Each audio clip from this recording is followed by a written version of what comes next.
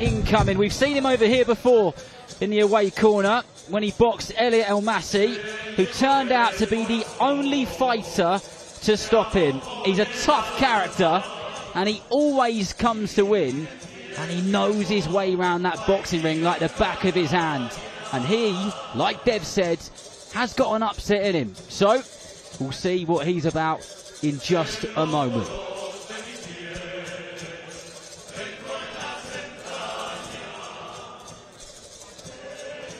And now let's welcome to the ring, Steve Collins Jr. Steve Collins Jr., the 35-year-old from Ireland, has quite literally spent his entire life around boxing. From his first vivid memory of being 5 years old and watching his dad, the Celtic Warrior, beat Chris Eubank on the television, to the present day, where he stepped away from the sport for a moment but decided it wasn't quite time to give it up yet. So here he is, making yet another ring walk and another step in his own journey.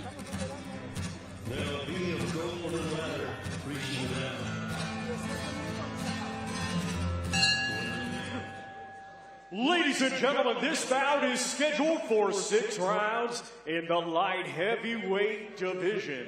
Brought to you by Frank Warren for Queensberry, along with their great sponsors, Riyadh Season, That Prize Guy, Global Next Trade, 32 Red, and Unibet.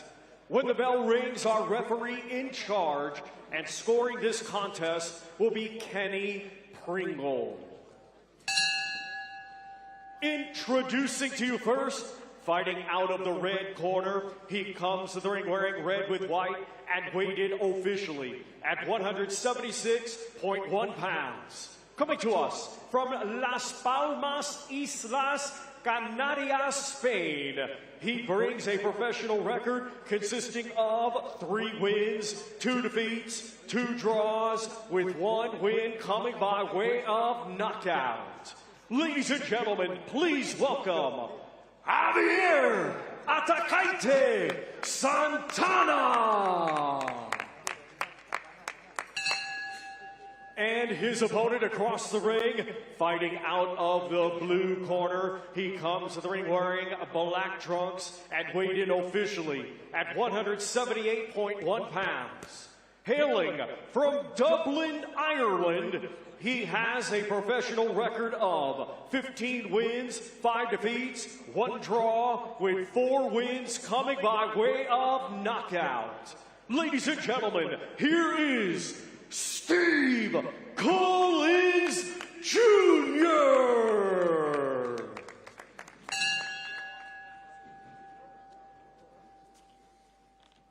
Okay, boys, I want you to listen to me all times, defend yourself all times. The shots here are both high, so a shot there is still good. Touch gloves.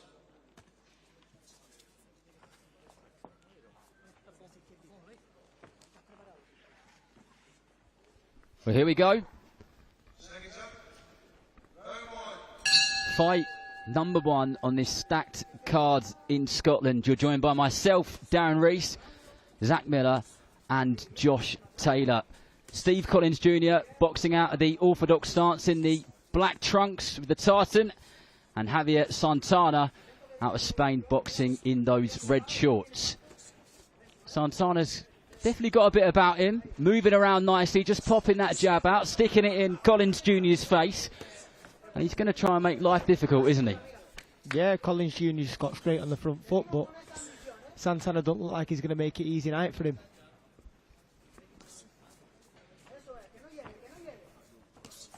Collins Jr. got his eyes firmly on the prize. The man from Spain. He's got to have his wits about him, that's for sure. He just follows him around the ring. He's just cutting that ring off. And Santana just varying up that jab. And that was a nice left hook which got over the top from Collins Jr. Yeah, that was the first time Santana held his feet. You know, usually he's moving, not letting him set. He held his feet on the ropes, and Collins Jr. was able to get a couple of shots off.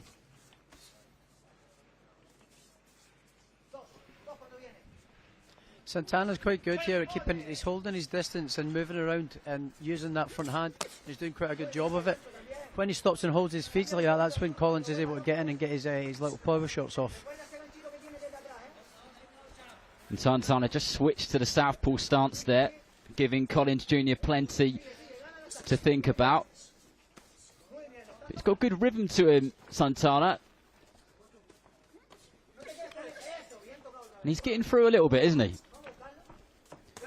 Yeah, he's closing the gap a little bit. He's starting to let his hands go when he gets close.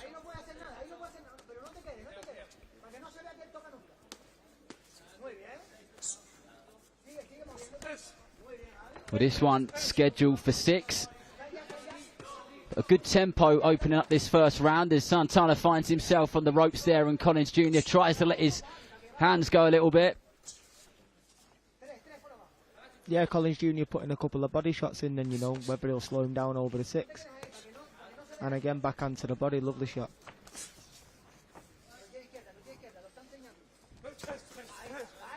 Santana back on the attack himself.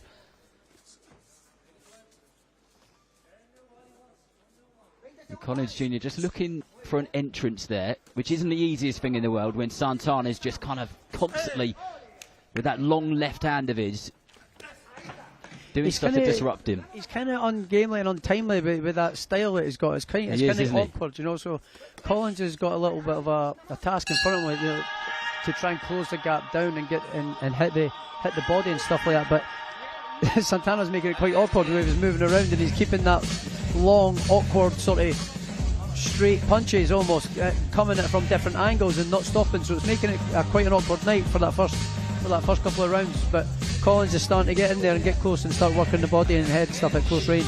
What's the information you think they're giving him in that Collins Jr. corner? What would you be giving him in terms of information? Yeah, probably just when Santana's holding his feet, you know, let your hands go. Maybe even to quicken your feet up a little bit more, get there a little bit faster. But yeah, as Josh said, he's awkward, isn't he? He's throwing them long levers from awkward angles, so you've got to be careful of what's coming back. And Josh, those types of fighters, those Santanas, like you said, he's kind of obviously awkward. They're pretty difficult to work out, aren't they? Pretty difficult because it's like they almost don't know when they're going to throw themselves, so it's kind of hard to read when they're going to throw. They're kind of just going off instinct, really, and it can be quite awkward to track down fighters like that. I've had a few myself. Well, let's see how Collins Jr. does in terms of getting in, getting away from that jab, and scoring some eye-catching shots. But he's doing a good job of going upstairs and downstairs, varying it up, body and head.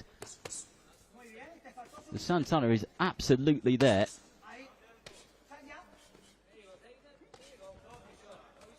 That straight right hand works to the body from Collins Jr., doesn't it, Zach? Yeah, it's a good shot. You know, he's setting it up off the jab as well, which is nice. But as you say, Collins Jr. will let his hands go, and then Santana's coming straight back. Maybe he could get a counter off his return or something like that. He's doing a good job at keeping Collins off here with these sort of pitter-patty punches. They're not a lot of power in them, but there's enough in them to sort of not make Collins rush in. So he's doing a good job at kind of half keeping him at bay. Yeah, they're sort of doing what he wants them to do, aren't they? You know, just keeping him there. This is where Collins wants to be. Maybe needs to start working his little quick, fast, sharp jabs to close the distance a little bit, and then that when he can get his feet in then and then work his body at this close range. With the work which Santana's doing, do you guys think that it's enough to be winning the round in terms of the scoring referee?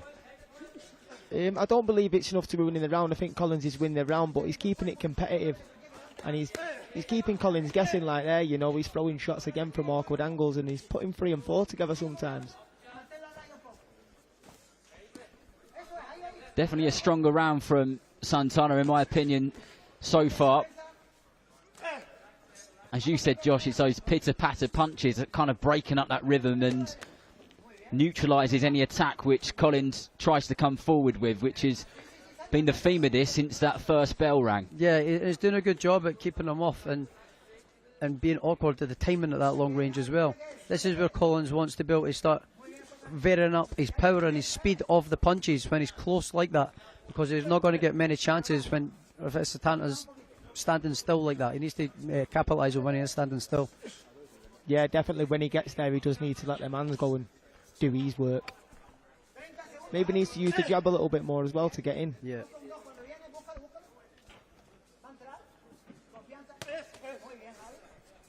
Big heavy right hand there from Santana, which landed on the left glove of Collins.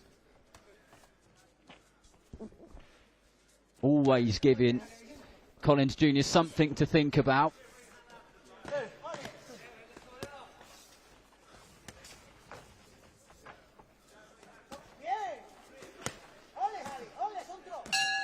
I mean, Santana, he's doing plenty of work. I just don't know how effective it is. Yeah, I mean, it's like there's not much power or like sort of snap behind the shots, but he is catching Collins here, and he's able to keep him off, and he's given him a lot to think about to come in. He's kind of hesitating to let his hands go when he gets in, so he's doing a good job in that sense of keeping Collins off. It's just Collins is landing the heavier punches, but he's definitely peppering him a little bit at times.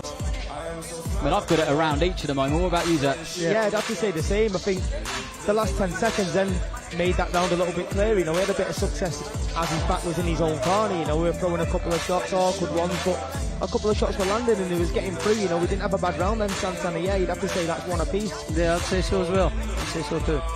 Has Collins Jr. got to cut the ring off a bit more? Is that what he's got to do to just try and kind of corner his man? I think he maybe just needs to change the pace a little bit. He's sort of one pace, and maybe needs to inject a little bit of pace with some speedy combinations when he gets there, and then throw in with a couple of power shots.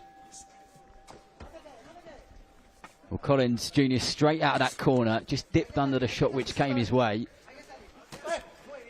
Yeah, he did. He got in, but he just let the one shot go, you know. He needs to start letting 2 and 3 go. Well, a short pause while the mouthpiece just quickly washed out and gone into Santana's mouth again.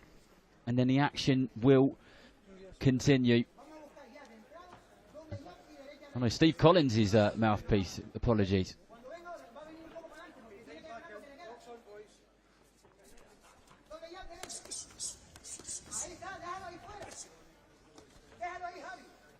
Long-rangey shots there from Santana. Tried to sneak him with an uppercut.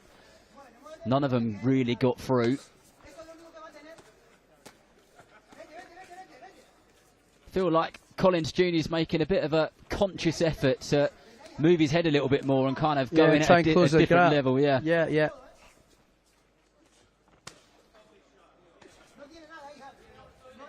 This is where he needs to do his work when he's like that, Collins. When they've got that close range, close quarters like that, this is where he needs to let his hands go. Yeah, he's quick in the pace just with the pressure, but if he starts letting the hands go with that pressure as well, it'll be a bit more effective. Nice left hook to the body there from Santana. Yeah, Santana's got him with some good shots here.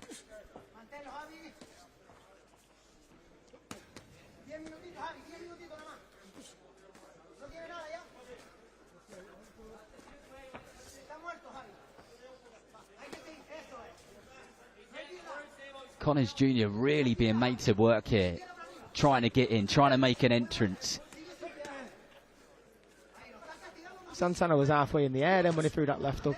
It's mad. He's doing some good work here, though, Santana, with keeping Collins off and keeping him moving. He's not holding his feet well. He's coming back with some shots like the right hand over the top there, as we just said. But yeah, he's doing well to sort of keep him at bay. Collins hasn't really landed much of any significance this round.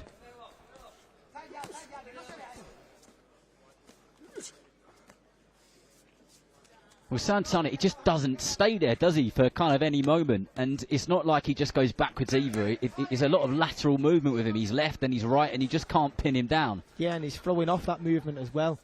Even from the southpaw stance, he's throwing off any of the movement that he's doing. You know, he'll hit an angle and throw an awkward shot, as you've seen there. Yeah. And I've got to say it, Santana looks like he's having a bit of fun now. He looks like he's starting to enjoy himself, doesn't he? Yeah, it looks like he's relaxing and getting in his groove here. Starting to loosen up. Oh, good shot. Big right hand there. Yeah, it was a cracking shot. If he didn't hit his chin, he'd have hit the lights.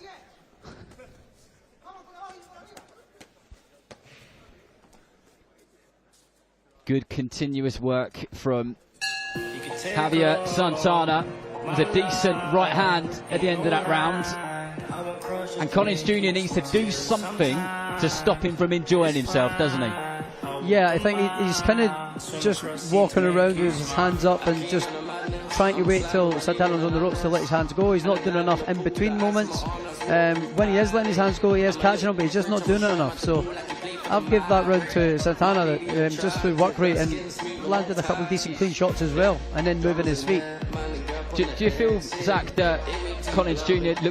looks like he might have run out of options a little bit? We know that there's other stuff there, but it's one thing saying it, it's another thing doing it, isn't it? Yeah, it is, and especially with a tricky opponent like Santana. But at the start of the round, Collins upped the pace just with the pressure a little bit more, but he seemed to slow towards the end, and when he was getting there, he was throwing single shots instead of putting a few together, you know, and when he gets there, he can't waste that opportunity. He's got to let the man go. Well, let's see how he gets on in this round. Santana finished that previous round in a strong way, looking very confident. His body language was telling it all, and he starts this round in exactly the same way that he started the previous, just on those toes and being a very tricky customer.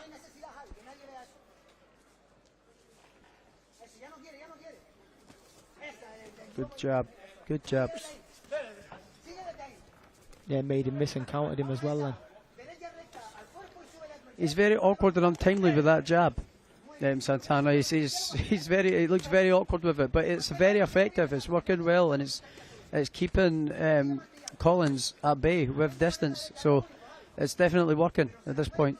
Well, it's a line you used earlier, Josh, which is he doesn't know when he's going to throw it. So how the hell is his opponent going to kind of read that? It's difficult.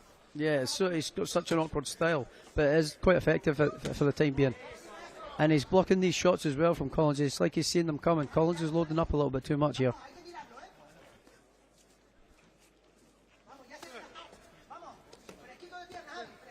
Yeah, he's putting a jab head and body there as well, putting three together. The corner's very vocal as well, so they must be right up for it.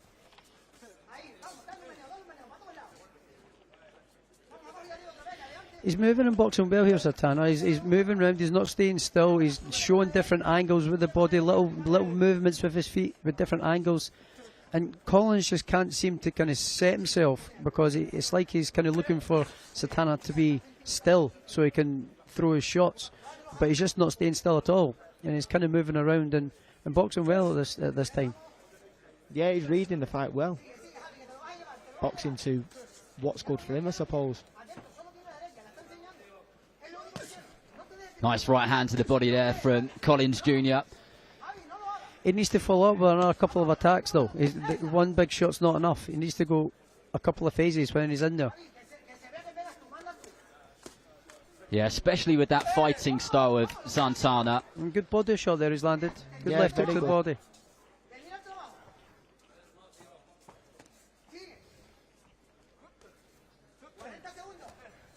Yeah, Santana's just done some good work. Come back off, got on the jab with no response off Collins.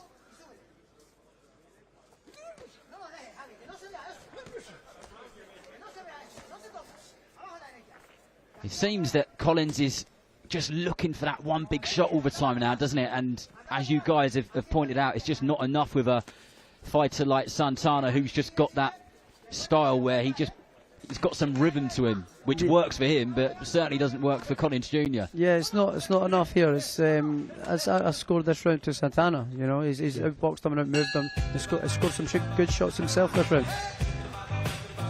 I guess the psychology of this comes into it now, because undoubtedly Collins Jr. is feeling a bit frustrated, isn't he? So kind of, as a fighter, how do you kind of get yourself together and don't let your opponent get the better of you in that way? You've sort of just got to stay professional, you know, and stick to the plan. But if the plan's not working, you've got to change things up. You've got to be able to adapt in there. And I don't think Collins has adapted the best to what Santana's doing. Yeah, it doesn't seem to have changed anything much at all, does it? It kind of seems like he's keeping the same thing going, but it's not working, but it's not changing it at all. And when you're looking for that one big shot or the knockout, it never seems to come, so you need to change things again. You know, you've got to have a plan A, a plan B and a plan C. You've got to be able to adapt to what's going on at that time, and I don't think Collins is doing that the best tonight. Well, adapt and overcome is what the best do. And like we said, easier said than done. But Collins Jr. comes out for the penultimate round. And he really does need to step on his man here. And in terms of Javier Santana, he just needs to be doing exactly the same. Collins has started this round a bit more positive. He's put him on the back foot, caught him in the corners a couple of times. But again, he's not letting his hands go. He's not letting his hands go. He's kind of letting him escape. Yeah, he's using the front hand, you know, he's fencing with it, arming him off and getting there. But as just said, he's just letting him escape. He's just throwing the single backhand.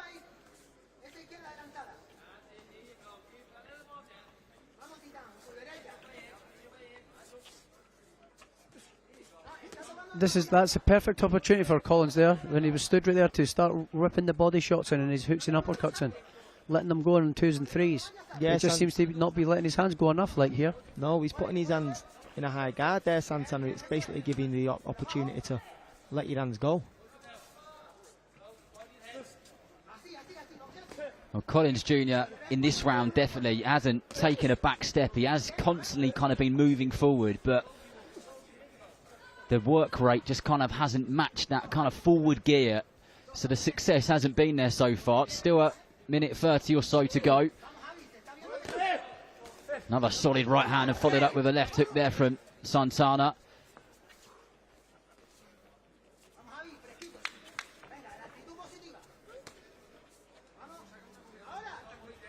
It's all very one pace from Collins here. Everything seems to be loaded up with power. There doesn't seem to be any variation in his power with his shots or his speed. It's like every shot's loaded up.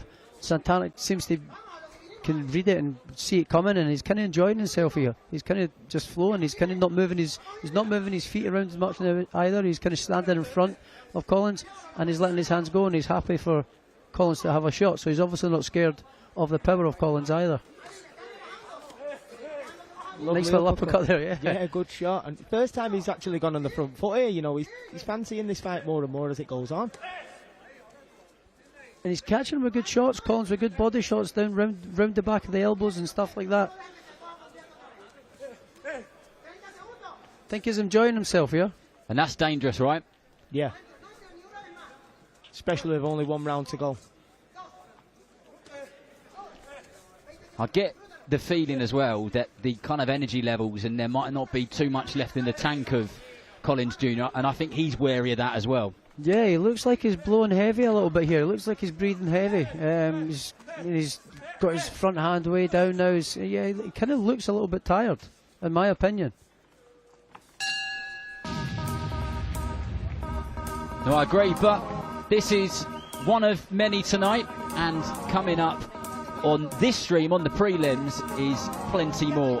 Obviously, we're watching Collins Jr. versus Santana. Up next is a kid called Lozano from Puerto Rico. Had 119 wins in the amateurs and comes out of the same gym as Miguel Cotto.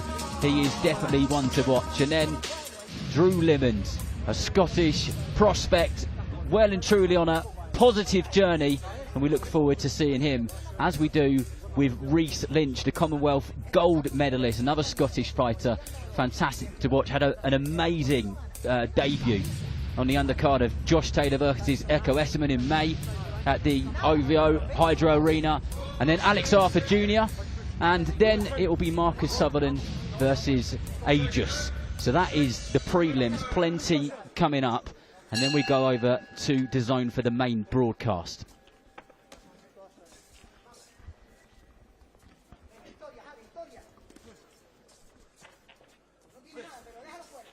Well, is it all or nothing now for Collins Jr.? Does he need to just kind of empty what's left and go for it?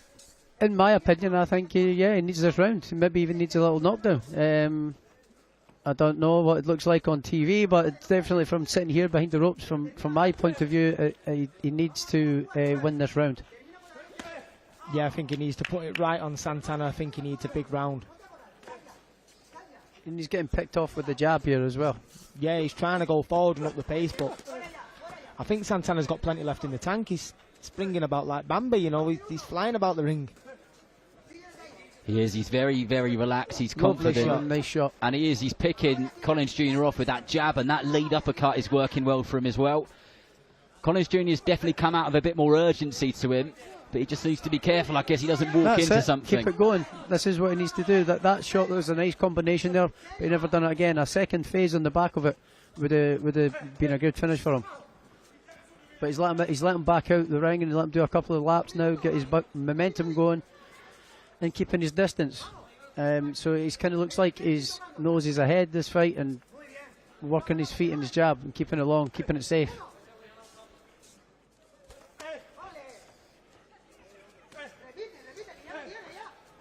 Yeah, he's flicking that jab from low now, and you know he's landing with it as well, switching southpaw again. He is enjoying himself in there. Collins needs to just quicken everything up again. Like Josh said, that 2 phase, he put the second phase on for the first time, and it worked. Well, this is more like it, isn't it? He's going for it a bit more now, going for those body shots. Hasn't quite pinned him down, but this is what you needed in the 5 previous rounds. Yeah, you needed this a couple of rounds ago.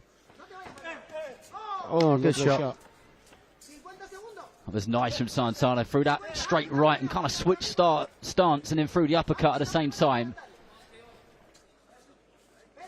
Yeah, looks like he's enjoying himself, and there's moving around, skipping around, using that awkward front jab and kind of awkward gangly movement that he's got. It's very awkward looking, but it's been very effective tonight. Yeah, it is. He's throwing the jab well from both stances in there and no rolling under the shot. It looks good, especially in a closer round. It's side catching.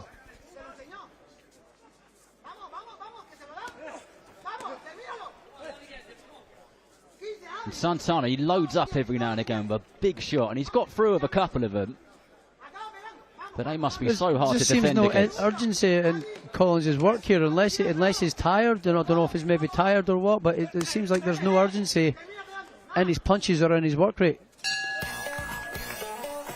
Well, that's it. 6 rounds done and dusted. We'll see who gets their hand raised in just a moment. But I think Collins Jr. will watch that back and be a little bit frustrated he maybe didn't do a bit more. Yeah, I think he'll be frustrated. He looks frustrated himself. I mean, he looks absolutely knackered. He's hanging over the top rope there on a 6-round fight. So he's maybe frustrated. Why he feels like that, I don't know. But it wasn't a great performance from him, in my opinion. You know, I think the guy in the red corner here has nicked this fight. And I tell you what, if he does, it's a good win for him, isn't it? Yeah, it is. Absolutely. Definitely, it's a good win. And by the body language after the fight, I think Santana believes he's done enough. Well, Thomas Schreiber has said scorecards, so we'll see where this one's going.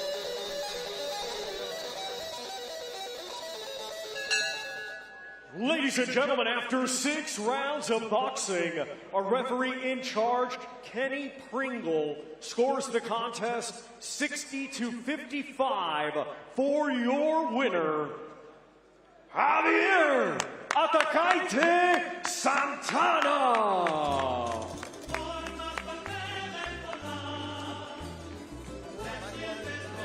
Well, Santana gets it. Fair decision, guys. Yeah, correct decision. I kind of struggled to give Collins a round there, to be honest. Maybe 1 round I think I gave him. But yeah, it's definitely the right decision. You can see here with Collins as well, he looks devastated. I don't know, maybe training camp hasn't went right for him, or I don't know, he just looked dead flat and dead one-paced. Well, on with the action, because the next fight is on its way. Over to Thomas Schreiber. Let's continue, and first welcome to the ring, Mario Victorino Vera.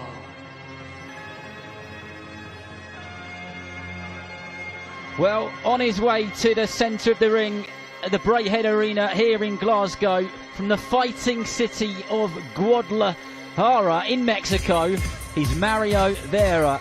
50-50 record, as many wins as he has defeats, and the vast majority of his fights have been on that tough and rugged small hall Mexican boxing scene.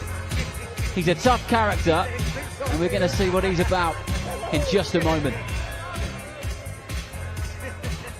And now let's welcome to the ring, Nathaniel Chinito Lozano.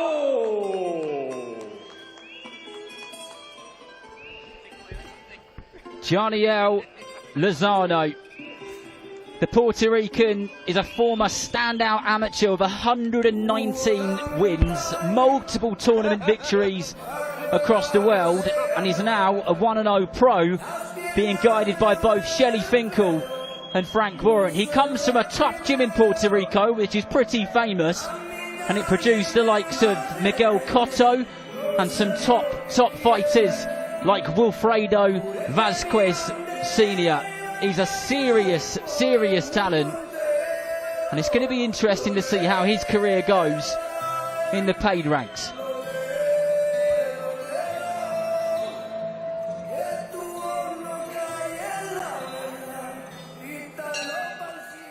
Ladies and gentlemen, this bout is scheduled for 6 rounds in the super featherweight division.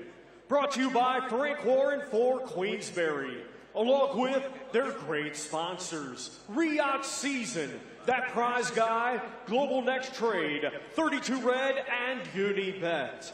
When the bell rings, our referee in charge and scoring this contest will be Kevin McIntyre.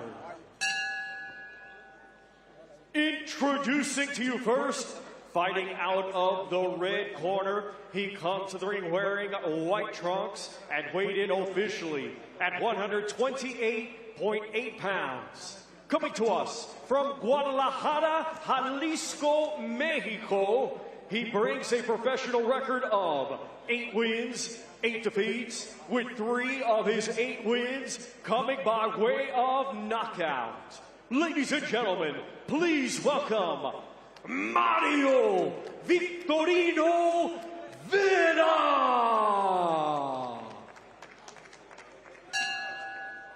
And his opponent across the ring, fighting out of the blue corner, he comes to the ring wearing gray with orange and weighed in officially at 129.1 pounds. Coming to us from Caguas, Puerto Rico, he had a stellar amateur career and now as a professional is undefeated with 1 victory. Ladies and gentlemen, here is Nathaniel Chinito Lozano.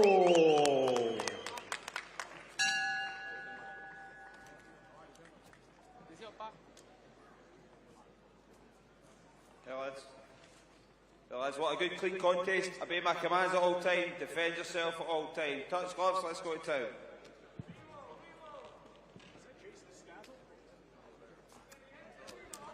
Well, bout number 2 of the evening, ready to get underway.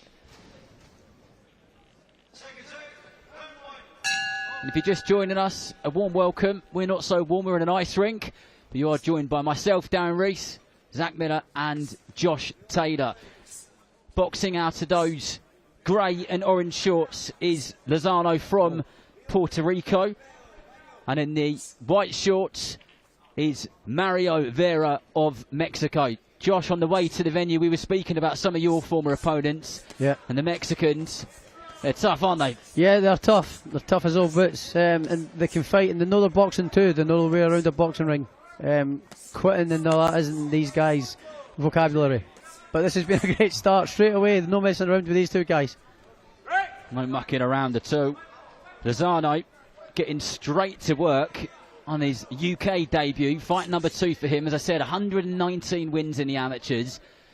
Comes from the same gym and area as Miguel Cotto and plenty of other very, very talented fighters. Lots of talk about him, and that was a strong, straight left hand that was. And Vera finds himself on the canvas, and I don't really know if he realised... Looks like he's hurt a little bit here. Looks like he's how he got there, a little bit. Yeah, Lozano's come out absolutely on fire. What a start.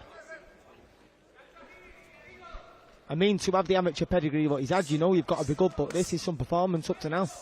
It's good, and that left hand of his really I can't see this lasting much longer, you know. No. And lovely body shot again. His body and head, he's quality fighter. Yeah, he's mixing up his shots well, the variations of his shots. with the power and the speed, and his little step back after that little combination there, his little step back to give himself a little bit of space, and then went back to the body. That was beautiful. Yeah, nothing's reckless, you know. He's letting his hands go, but he's very aware of what's going to come back. So, yeah, he's switched on. Yeah, this isn't lasting much longer. Body and head and body from Lozano, who's really going for it, and there's a clear difference in levels between these two. Vera is one of those typical kind of tough Mexican away corner fighters, but the pedigree which Lozano's got is showing. Yeah, if he wants to stick in here tonight, he's going to have to earn his money.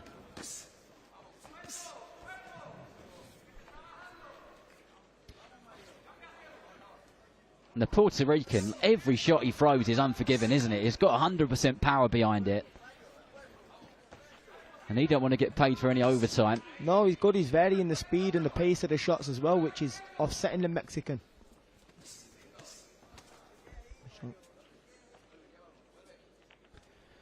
Don't know if it looks like his eyes kind of swelled up a little bit there, his left eye, already. Yeah, Vera's definitely, he's got some marking above that left eye. But that was a tough round for him, wasn't it? Yeah, he did well to last those 3 minutes, Zach. Yeah, he did. That was a very good round. He come out absolutely on fire, and yeah, that left eye's bothering him there. He seemed dabbing away at it. I bet he's never had a first round like that, the Mexican, but no, that was from the Puerto Rican lad there, Lozano. That was some first round. Yeah, it was quality, good boxing, good defence, everything. He's trying to get everything. Good just in feet one as well, good yeah. feet positioning that he has. After he's punching, he's taking that little bit of step off to the side, or a little turn the subtle side off to the left, but not too far out of range for him to go again. So yeah, it's a great start. Looks like I'd be surprised if this goes another round.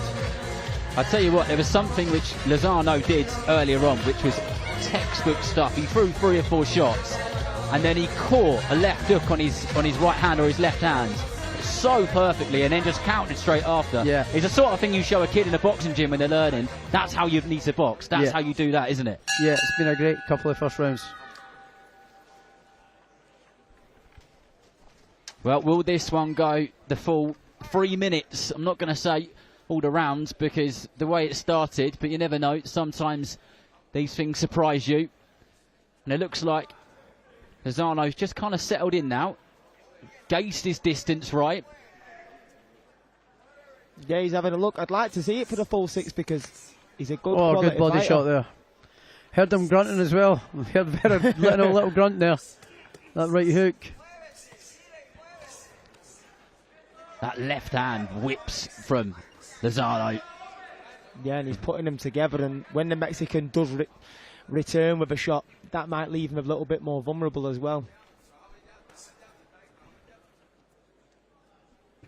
Got a bit of swelling around that left eye as well, Vera, so he has. Lozano, he's been around boxing for pretty much his whole life, and his amateur coach, I was reading up about him, and just said that he was the most disciplined kid and lived the life. And he said all of his mates were out doing whatever you were doing when you were a teenager, and he was constantly on the road, in the gym, training, preparing for a fight, and he was so coachable. And this is the product which has been produced off the back of it. Yeah, you can see he lives the life. He's very well schooled.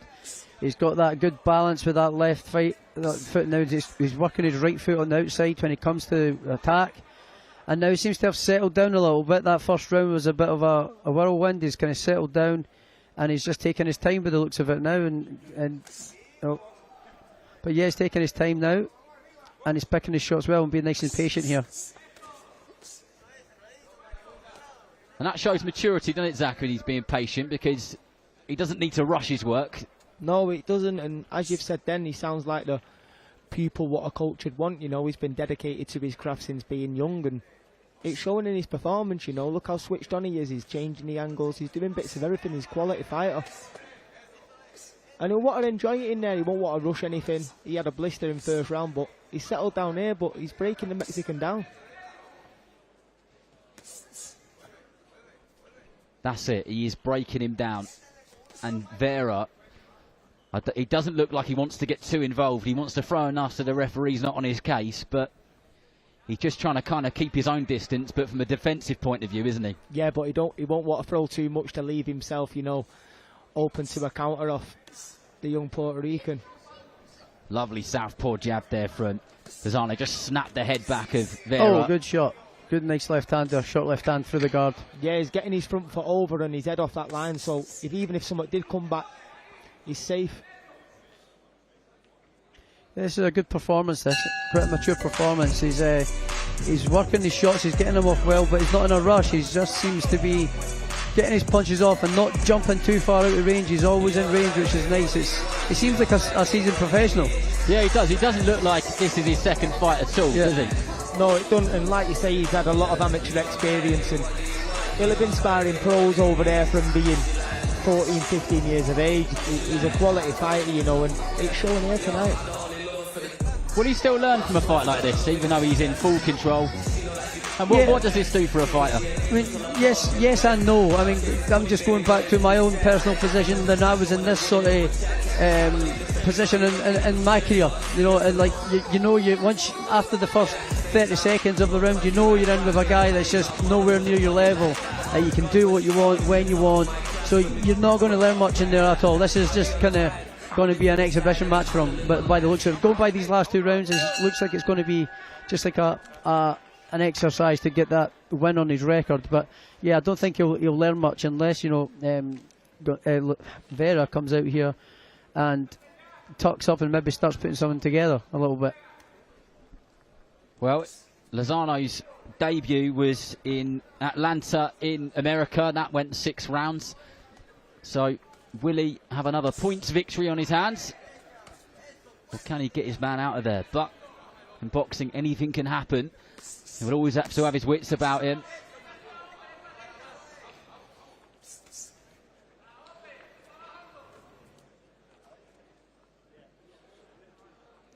They're throwing very, very little. Like you said, Zach, I think he's just conscious of what comes back when he throws his own shots, isn't he? Yeah, he is. He's trying to look like he's going to throw, you know, his half, putting the jab out there and changing his guard and looking like he's ready to try and make Lozano not throw as such, but it's just a bit of a front, I think. He just don't want to let his hands go and get caught with something coming back. He looks like he's ready to punch, but he's very hesitant to let his hands go.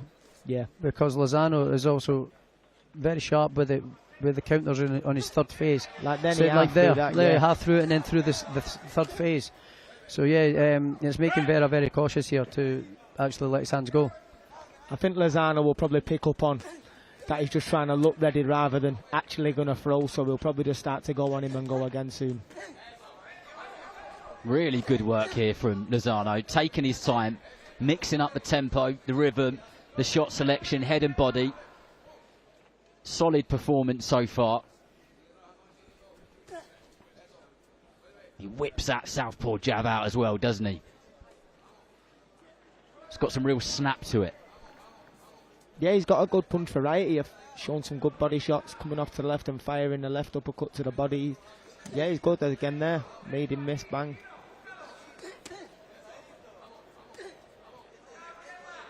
I'd like to see him go through the gears a little bit now, though. I mean, he knows he's got Vera hurt and cautious to throw punches, so it would be good to see Lozano now start picking up the pace, which is now, like I've just said, but yes, go through the pace, start going through the gears, let his hands go a little bit and put him out of there, because he's in no danger here of things coming back. Things are only coming back just to sort of throw a punch out to stop the referee coming in and having a look. Yeah, definitely. I think if he started putting a couple of phases together or hitting the angles and going again, he'd get him out of there. Well, last few seconds, comfortably another Lozano round.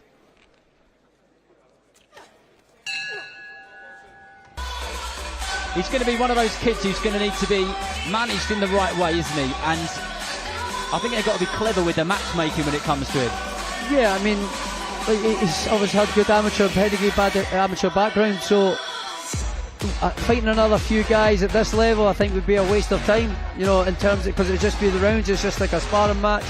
So you want to actually try and get fights where he's maybe going to get the rounds, but he's going to have to work a little bit and going to have to figure things out. But here it kind of just looks like he's having a little bit of target practice and doing what he would do in the gym. So that as developing as a fighter isn't really doing much for him, you know, in terms of that side of it. He needs him a little bit of a fight. It's kind of going to make him think a little bit what he's going to do and test him through the rounds, you know. So this kind of fight won't really be doing much for his development, apart from, you know, he's in the professional ring and he's getting some rounds in. That's it really. But he's in absolutely full control here. Well said, that man. Certainly in full control. But you guys wouldn't mind seeing him just go through the gears a little bit. Like you said, he doesn't necessarily seem to be in any danger. No, you just don't want to start to see Vera settling into the slower pace of the last round and just sort of seeing the fight out. You know, you want him to see him go through the gears and show what he's got. It's a good stage, it's a big stage. Go out there and put the performance in that you know you can. Yeah, so it's a great opportunity for him to get people talking about his name and talking about who he is. And this is well, as I say, this is a perfect stage and opportunity to do it. So I would like to see him kind of go through the gears now, because when he does let his hands go, he catches them, like you see, nice and clean. So yeah, I'd like to go through the gears. Go through the gears now. And Vera having a go back. Very good defence then as Vera were coming back. He didn't hit him once and he come back with a shot. He seems to have a little bit more of the bit between his teeth, Lozano, in this round. I don't know, there just seems to be a bit more oomph there with those shots. He's got to also be careful not to get too carried away, you know, because Vera is coming back with some shots every now and again. So if he does get lazy and does switch off a little bit too much, he will catch him with some of these shots. Good body shot. That was nice.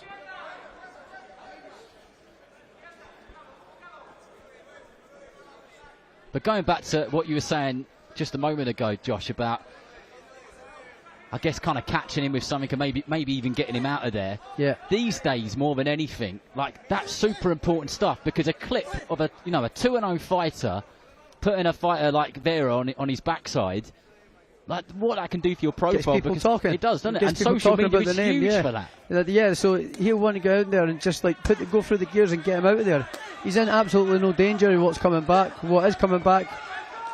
So yeah, go through it and get him out of there if he can. I think that would be a good performance. I mean, he knows he's a nice body shot, but he knows he's not in any danger here. So I'm just thinking, right, just go for it now. And he seems to be picking up the pace now and actually digging the shots in. So yeah, hopefully he does get the stoppage. But sorry,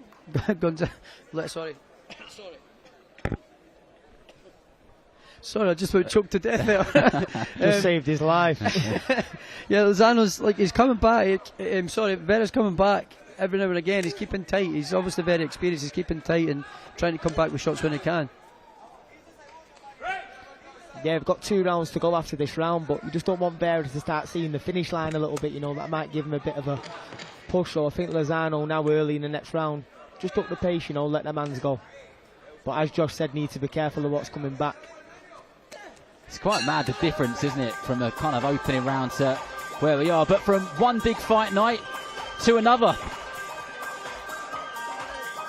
I am the avoided fighter in the heavyweight picture, and I back myself against any fighter out there.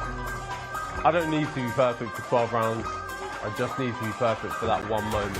I believe people avoid fighting me because I'm dangerous, and I have belief. There's a lot on the line, there's a lot at stake. And someone's getting knocked out. So let's get it on. Knocking on the door for a world title. Incredible stuff. And it just takes one shot. This is all or nothing.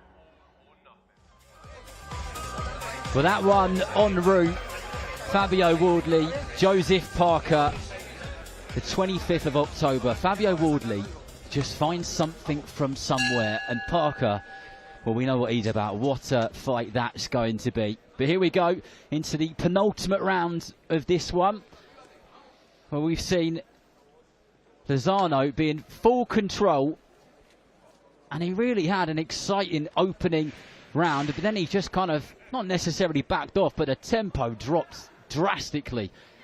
But he still looked good in the process.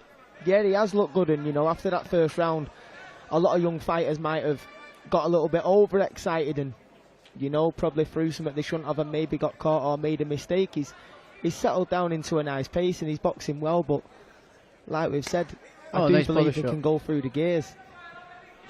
That was nice, that from DAZN, just kind of pivoted to the right and then just wound that lead hook into the body. And there it is again, nice straight right hand, straight left hand upstairs.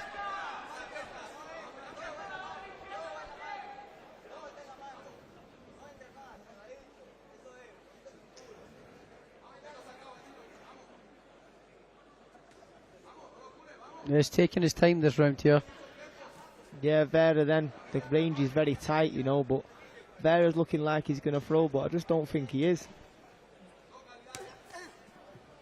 God, that lead hook there from DAZN really smashed into the glove of Vera.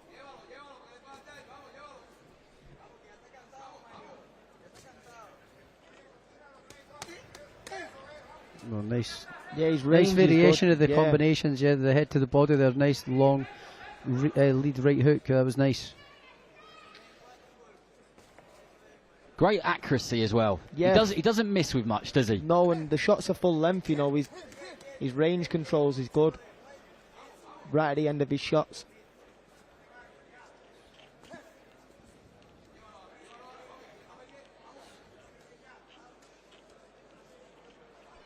Vera looks the most hesitant he has since that opening bell went. Yeah, Lozano would love him to throw in now and draw something off him, but I just don't think he's going to give him anything. His eye's closing up a little bit here, his left eye.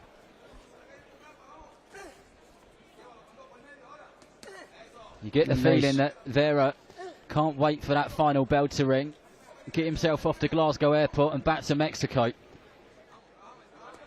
Yeah, it's a lot warmer there as well. Tell you what, it is freezing in here, isn't it? Yeah, my toes are freezing here. when it's really busy later, it'll warm up nicely.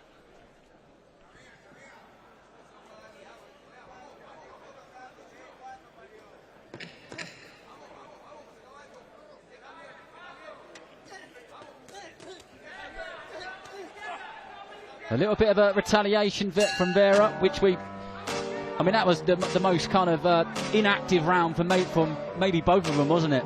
Yeah. I mean, DAZN still did stuff, but not as much as he was. Yeah, it's because he's so comfortable as well, and he has tried to get him out of there a couple of times, but he's quite tight with his defence, so it's hard to get some of these combination punches through, so it'd be a waste of energy, so he's trying to just sort of get through the rounds, but it would be nice to see him push on and get that stoppage, because then that would put a little bit of a statement out there.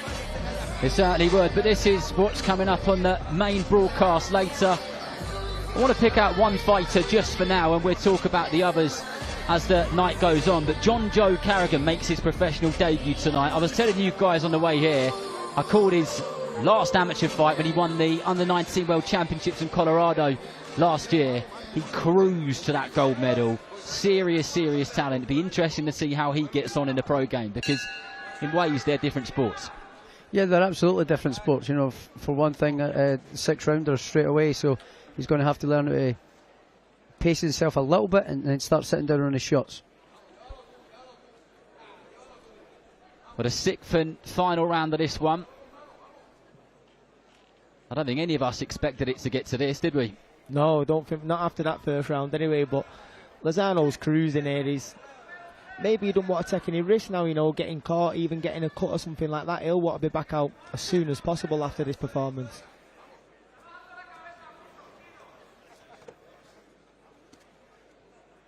It's shown a lot of maturity here, actually, not going out and going guns blazing to get him out, because he's had him hurt a couple of times with the body shots and stuff, but he's doing well to stay calm and poised, man. He's shown like he's had some experience here, so yeah, he's shown maturity here as a pro, and just now sitting tight, he knows he's well ahead and just looking for some clean shots rather than try to get the finish there.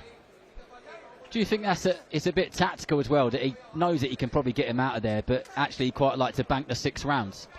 I'm not sure. I mean, obviously every individual thinks differently. You know, myself, if I knew I could get him out of there, I'd get him out of there. What's the point in being in there for 6 rounds if you can get him out in 2 or 3? But he's maybe just thinking he wants to practice on the craft and things like that. Maybe I don't know what the coaches are saying, but maybe work on this, work on that shot, enjoy the rounds, get the rounds. I don't know. So, but yeah, it would be nice to see him stick the foot on the gas and get him out of there. It's a nice lead hook to the body there from Lozano, and Vera just kind of exhaled a big chunk of breath, and that one hurt him. Yeah, he's up the pace here, Lozano. He stepped on it a little bit, but good body shot as well. Yeah, but Vera here, he's closing on that finish line. There's only a minute left in the round, you know. I think there's been an head clash there. Yeah, it was a clash of heads. Probably not going to help that left eye, which already had some swelling on it. Getting himself a little breather here, I think. Yeah, I think it was his right eye, actually.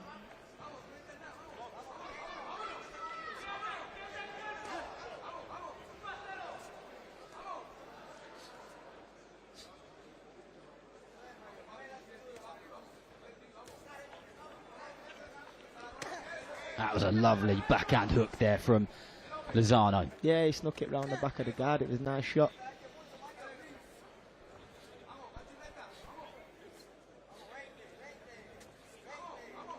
Yeah, it looks like he's just going to see it with his final 20 seconds.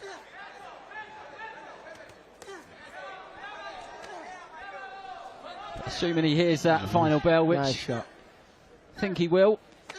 He's done well there, the Mexican, you know. Very well.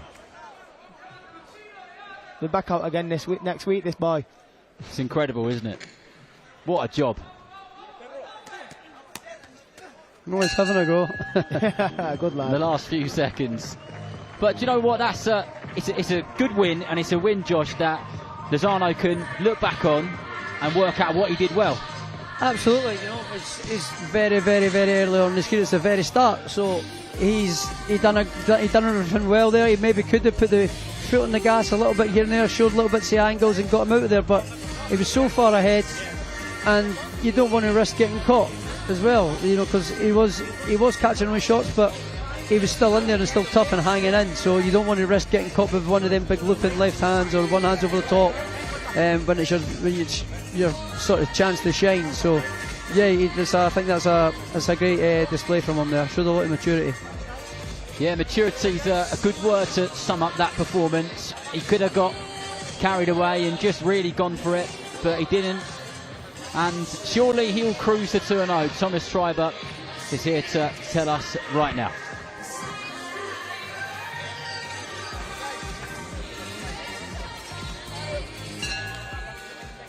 Ladies and gentlemen, after 6 rounds of boxing, our referee in charge, Kevin McIntyre, scores the contest 60-54 for your winner, Nathaniel Chinito Lozano.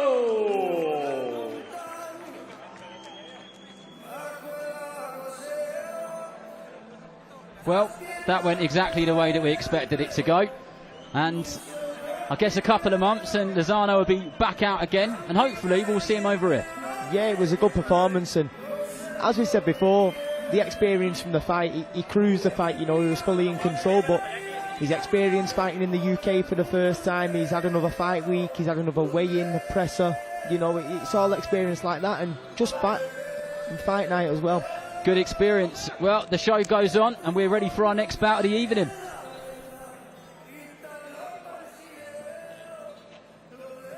Let's continue, and first welcome to the ring, Alexei Leon.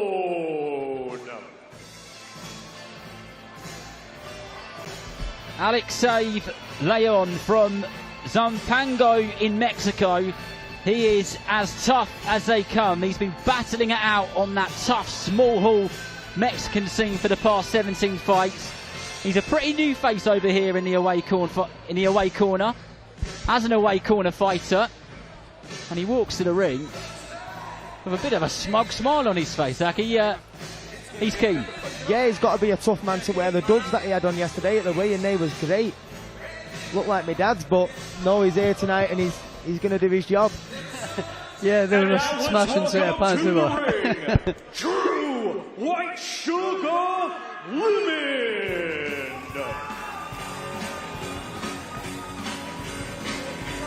And en route to the ring is Glasgow's very own Drew Limmonds, the son of the late and great Willie Limmonds. Just 19 years old and progressed nicely so far. He was impressive on the undercard of the last big show Queensbury put on in Scotland. And tonight he looks to move to 5-0.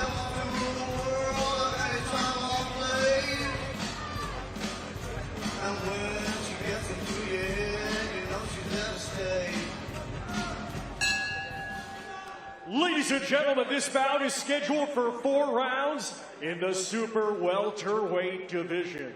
Brought to you by Frank Warren for Queensberry, along with their great sponsors, Riyadh Season, That Prize Guy, Global Next Trade, 32 Red, and Unibet. When the bell rings, our referee in charge and scoring the contest will be Kenny Pringle. Introducing to you first, fighting out of the red corner, he comes to the ring wearing white trunks and weighed in officially at 149.1 pounds.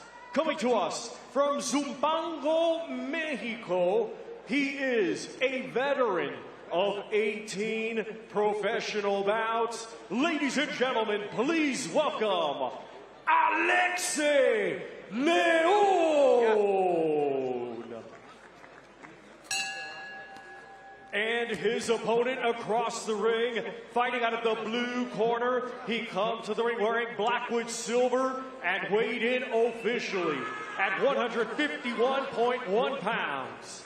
Hailing from right here, Glasgow, Scotland, he is undefeated with 4 wins. One of those 4 wins comes by way of knockout. Ladies and gentlemen, introducing True White Sugar Living.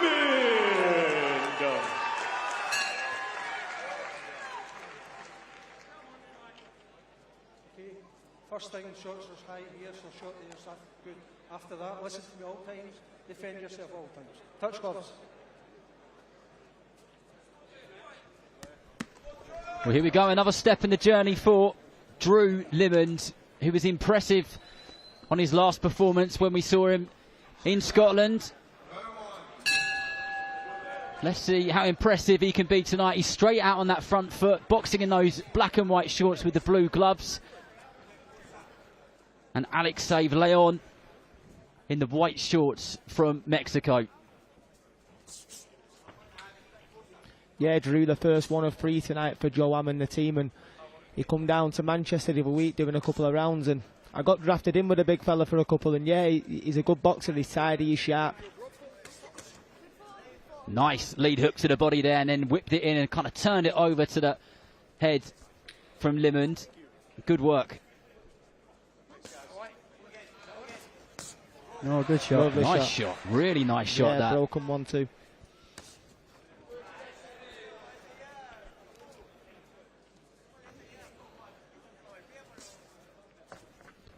It's a nice opening minute from Limmonds here. You know, he's holding the centre of the ring well. He's moving his head. He's varying up the power in his punches. You know, he's starting from out the range, but he's using his leverage and the length of his arms rather than jumping in. And he's got good head movement and stuff as well, little feints and showing different angles. So that's a good little start from him here. Yeah, good judge of range then as well with a little lean back. Switched on, his jab's good as well. There's no tell on it. Leon looks a little nervous to me. Like he's not quite sure. I don't think he knows what he wants to do with himself, does yeah, he? that's it. I was trying to find the right words for him, but he hasn't quite worked out what he wants to do, does he? Yeah, it's either that or he's sitting having a look to see what Drew's got, and it's just to see what his best power punches and that are like. You don't know how much of experience he's got, so he's maybe just having a look here, but. Yeah. He also looks like he's been caught out a little bit, so yeah, it looks like it's kind of hard to tell. Yeah, like he just landed on planet Earth, innit?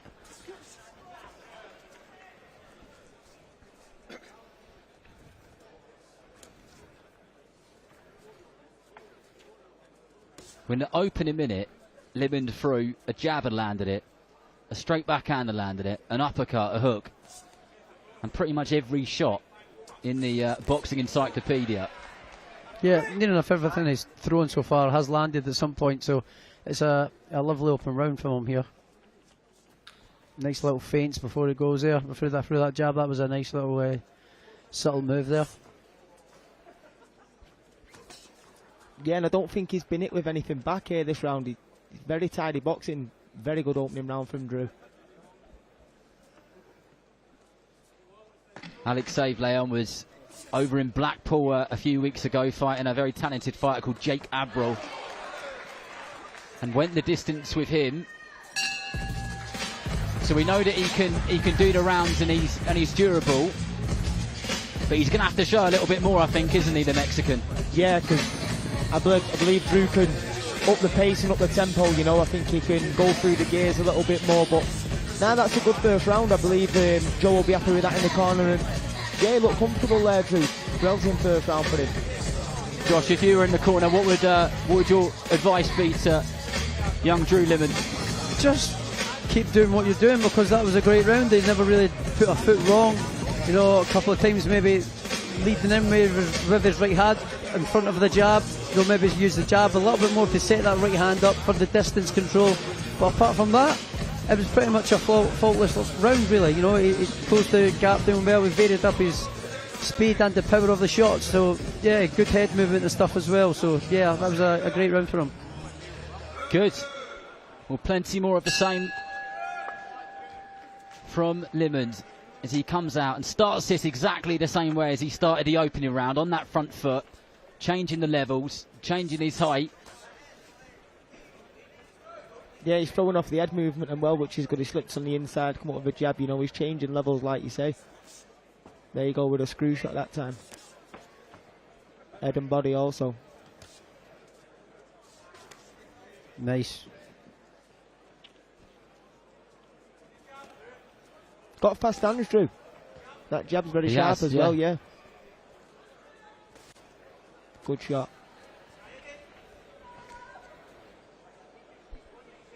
Leon's slightly taller.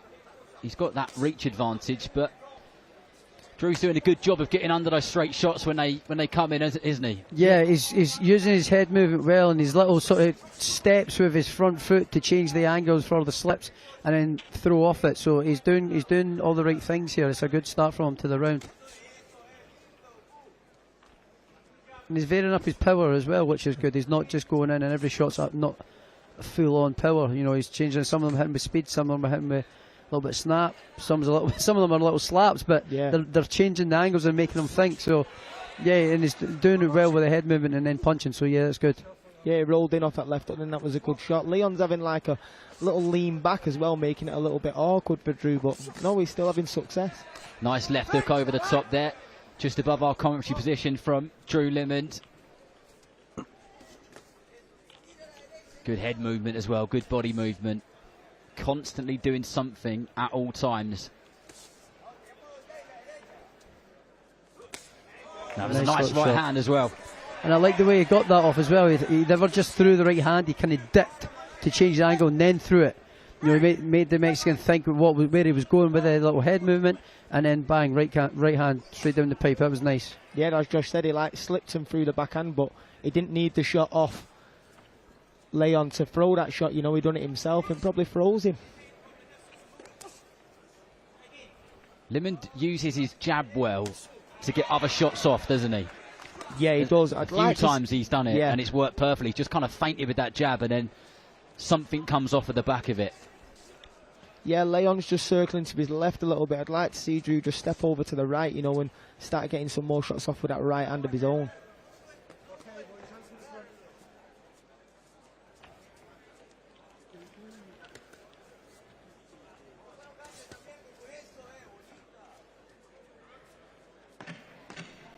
Well, a solid round again for Drew Limon, who hasn't really put a foot wrong, to be honest. No, it's been another good round. Another good round from Drew there. And he's so young as well. You know, like, he's got such a long career ahead of him. like, you know, Josh, you've retired now. Yeah. So what do you say to young fighters like him? You know, if you could go back and see yourself at that age, what would you tell him? Just keep doing what he's doing, keep living the life, keep, you know, just improving on your craft. Don't listen to everything else, don't listen to the noises coming round about you, don't listen to the hype. Just concentrate on the camp, concentrate on the gym, and working on what you do best and getting better as a fighter. That's it, really. You do that, and then there's no reason why you can't fail at anything if you're just working on yourself and dedicating yourself to the craft. If you don't dedicate yourself, you're not going to get yourself anywhere. That's it. I mean, I've heard in boxing so many times a coach is saying, if you lose, but you've done everything you possibly could have in the build-up, you couldn't have done no more. So you can't be upset with yourself. Yeah. No one's going to be upset with you, and that's it, isn't it? That's the moral of it. If God forbid something goes wrong at the start of your career, you don't get a result, or you get hit with a fluke shot and something goes wrong. But if you've done everything right, you can still keep continuing, and you live the life of a champion. You know, you've got to live it, breathe, and sleep it. You know, as any fighter, but especially as a young comer, up and comer through the ranks. Good pressure here from Limond. Yeah, he's doing good now. He's doing the little feints off that front foot and feinting the jab, and then tried that slip right hand. That was a nice little attempt there. So he's doing little more things like that, setting little traps for this guy to throw, for Leon to throw, and he's setting them up with the counters, which is nice. And you can see that he's working that kind of feint of that jab well, because Leon keeps going to catch a shot which isn't there, which is what Drew Limond is trying to get him to do a bit, isn't it? Yeah, it is, and if he carries on catching, you know, in front of his face, he'll be able to loop that left up round the back of that guard. And Leon's throwing a bit of a lazy jab every now and again, so Drew will look for the slip backhand, and he threw it which he's trying to do. Yeah, which is a good shot. On cue. And I think, if I'm doing that, I think that is one of the correct shots to throw here, but maybe set up with a little jab, or a fast, light jab, and then that'll set up a counter jab, and then he can slip and throw it with the right hand, and that would set that up perfectly. He went with the uppercut, yeah, good shot. Nice.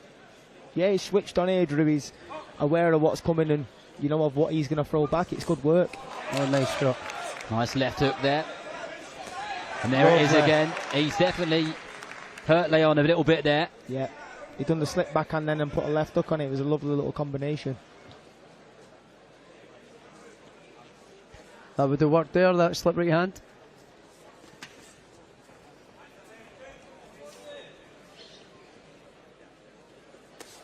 Lovely stab to the body there. Yeah, that was nice. That was lovely. Very effective shot, that.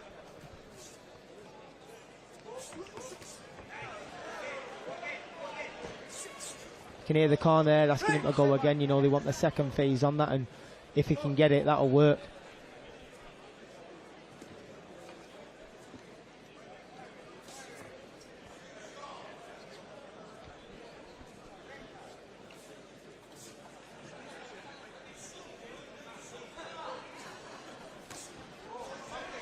Good work with the feet of Limond there. Just kind of got himself out of range. The shot missed from Leon, and then he was straight back in there on him. Yeah, he's got good feet and reactions. He's not letting Leon get anything back. You know, he's getting his work off and getting out of there, which is good. It's clever. Well, this venue will be a very important venue for Drew Limond, but this is still to come. Plenty of really good quality fighters on the way. Reece Lynch, the Commonwealth gold medalist, will be up next. I know that he's feeling confident and ready to go. Another fighter with a standout amateur pedigree, and his debut was really, really explosive. Fantastic stuff from him. Alex Arthur Jr., of course, the son of Alex Arthur Sr., who's a great fighter himself. And then Marcus Sutherland versus Aegis, which will be the last fight on the prelims before we go over to the main broadcast on DAZN, where the action continues. Some good fights to come. There is some fantastic fights to come, you know. What a night of boxing it's going to be. I believe it's going to be sold out in here later on. It's going to be some noise. It will. Yeah, it's a great little arena. It's a great little arena. It's not too big. And lovely left what a hook shot. there from Good shot. Drew Limons. And Leon just kind of squared his feet up and got caught with the left hook there. And he's trying to tell the referee that he's alright, but the ref wants to see him walk in a steady fashion, and Limon needs to just jump on him now and really go for it, and he could get his man out of it. Yeah, don't want to let him get the grab there. Come on, Drew.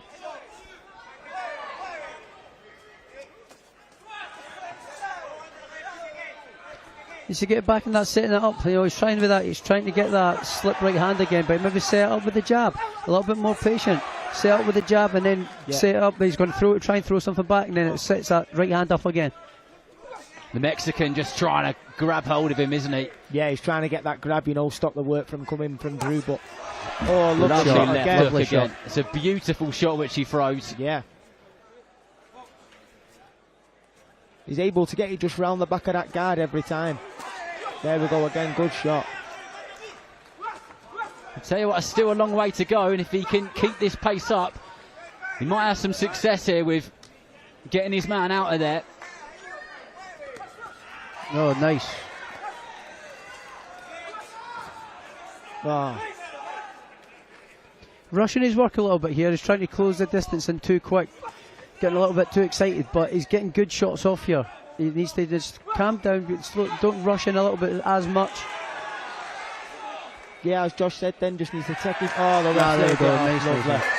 The ref has seen enough, and Drew Limons is the second person to have got that Mexican out of there, which is very good going. And the reason I was saying that this is a special venue, because this is the very venue that his dad won the British title in, so a big night for him. Yeah.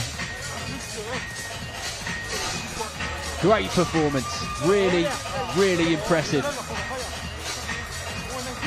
Yeah, that was a good performance from there. He's standing over the top of us here. What do you think about that? Well done, well done. Yeah, that was a great performance from Drew there. This is what we're saying, he needs to settle down a little bit. We caught him off with that right hand. But yeah, good performance from him there. Good performance. Indeed, impressive stuff. And if you've ever spent any time with him or just had a chat with him, his personality is just the way that he fights. He's high energy. He's kind of like, he's got a bit about him at all times, isn't he? He's a great character. But here's Thomas Stryber with the official time. Ladies and gentlemen, here is the official time. 1 minute 43 seconds of round number 4. Our referee in charge, Kenny Pringle, stops the contest. Therefore, your winner by way of technical knockout. And still undefeated, Drew White Sugar Limons. Well, Drew Limons stops his man. Is the second person to only have done that. Solid performance, showed loads of variety there. Shot selection, head movement, defensive work. He's got a lot going on, Zach. Yeah, he hasn't. He'll be over the moon with that there. He's got 2 of his stable mates fighting as well tonight. He's gone in there, done his job. Now he can sit back and enjoy his night. He's done his bit, not took no punishment, and he'll want to get back out again very soon. Yeah. You guys know exactly how he's feeling. You know, he's just stopped his man. Great performance. But I've just been told we're ready for our next fight already, so off we go. Over to Thomas Stryber. Now welcome to the ring, Jacob Laskowski.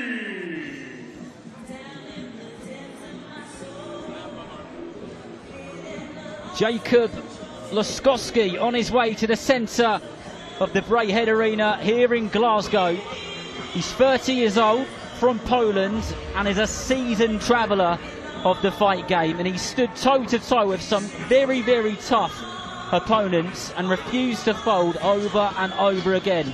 He stopped a few along the way, and more often than not, he's one of those fighters who's standing there and smiling at you when that final bell rings. So he should be a good test for a very talented fighter who's about to be announced. And now let's welcome to the ring, Reese Lynn.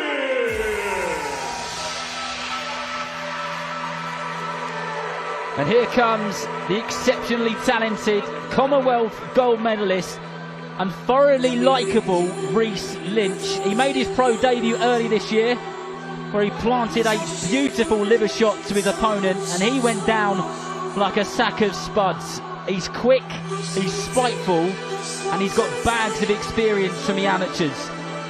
And I've got a feeling he's going to be an enjoyable one to watch on hopefully a long and exciting journey.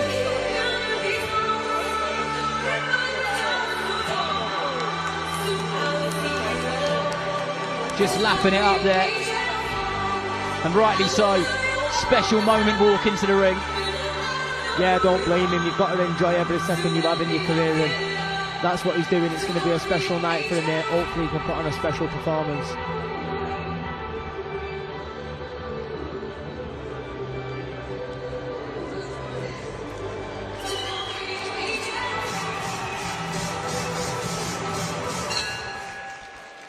Ladies and gentlemen, this bout is scheduled for 6 rounds in the super lightweight division. Brought to you by Frank Warren for Queensberry, along with their great sponsors, Redox Season, That Prize Guy, Global Next Trade, 32 Red, and Puny Bet. When the bell rings, our referee in charge, and scoring this contest will be Kevin McIntyre. Introducing to you first, fighting out of the red corner, he comes to the ring wearing white with red and weighing officially at 141.1 pounds. Coming to us from Silesia, Poland, he is a veteran of 44 professional bouts. Ladies and gentlemen, please welcome Jacob Laskowski. And his opponent across the ring, fighting out of the blue corner, he comes to the ring wearing gray trunks and weighing in officially at 141.3 pounds. Hailing from Foldhouse, Scotland, he had a stellar amateur career, and now as a professional is undefeated with 1 victory. That 1 victory comes by way of knockout. Ladies and gentlemen, here is Reece Lynch.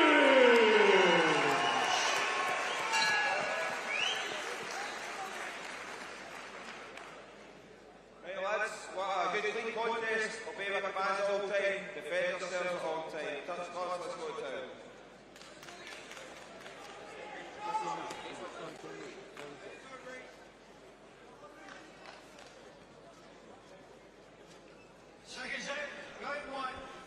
Well, here we go, fight number 2 for the Commonwealth gold medalist from Scotland, Reece Lynch, who boxes out of that southpaw stance with those grey and purple shorts, against Poland's Jacob Laskowski.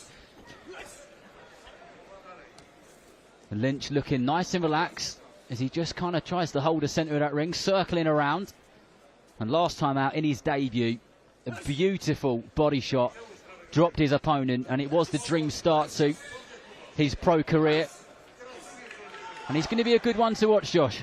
Yeah, definitely. I've done a bit around sparring with him before my last fight and stuff, as he was turning pro, just to help him show the ropes of what's the differences between the pro and the amateurs. Just little nuances like working inside like that there, the little bits of the dirty little moves that you can use, can get away with in the pro game that you can't in the amateur game. The amateur game is like very clean cut boxing. There's no contact allowed really in the amateur game, but in pros you can get away with using, like, say, your shoulder and stepping on feet and to move and get out of the way and stuff, and little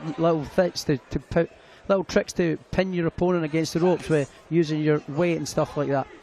So yeah, but he's learning quick, he's developing nice, and I think he's going to go far in the game. Yeah, I caught up with him on the lead up to his debut actually, and he said about the rounds that he'd done with you and how much he'd learned. It'd be good to see how he puts some of that stuff into practice. But he looks confident, Zach, doesn't he? Yeah, you can see he's very well schooled, you know, he's calm and composed. His quality, you know, the shots are sharp, the footwork's good, his range. You can see he's a very well schooled fighter, and you've got to be to do what he's done at the Commonwealth Games. You know, he's got a gold medal, and no, we don't get them by a given. You know, you've got to go there and you've got to earn that. Good body shots there. Really good work to the body there from Reece Lynch, who's just starting to up the tempo and put his foot on the gas a bit here. And he smells blood and he could get his man out of it. But Jacob Laskowski just trying to kind of get in and neutralise that attack from Lynch. Yeah, he's just trying to smother the work of Lynch there, but he's got good feet and a boxing brain. You know, he's got himself room. But Laskowski's he's a very tough man. I've seen him on the circuit a couple of times now, and he don't get stopped much. Oh, he's gone the distance with the likes of Thomas Very, Stephen Cairns, Huey Malone and plenty of others. He knows how to get the rounds in and how to get himself through each round. And it's opponents like this at this stage of your career that you want. Someone that's going to not lay over and is going to come and give their good shot, test you a little bit here and there, and make you think of what you're doing, and throw good shots back as well. So yeah, it's definitely a good test for him. Little things like that there, he jumped in and the opponent threw the big right hand over the top. Good round there for Reece Lynch.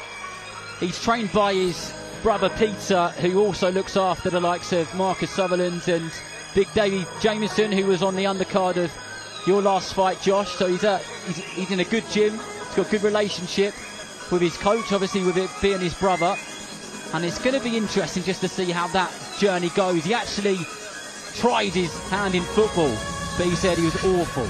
So boxing was the sport for him. You can't beat a bit of honesty, Zach. I know you're an honest man. No, you can't beat a bit of honesty there, but I think football might have been the easier option, but if you're no good at it, then you just stick to the boxing, don't you, and you'll see how you go in there. But no, that was a cracking opening round there, and like you say, he's in a gym, the gym's booming, you know, there's a couple of lads on the card tonight, and yeah, he's going to want to impress, not for himself, but for a bit of banter in the gym with the lads. You can't beat it, you know, me and the finest boys, we're always at it ourselves, but no, good first round for Reece there. There's a bit of a football theme tonight.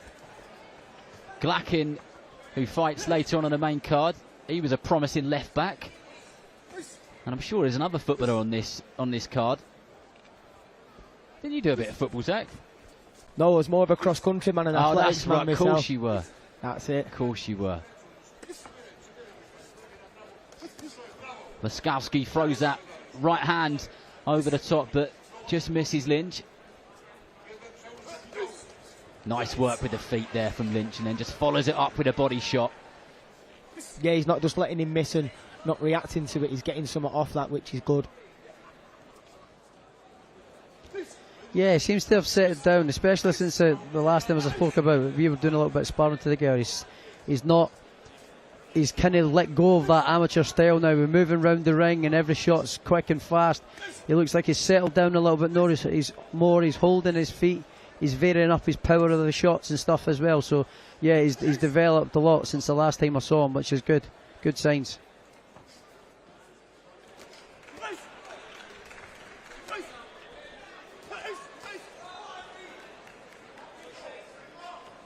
Good hand speed as well, Lynch.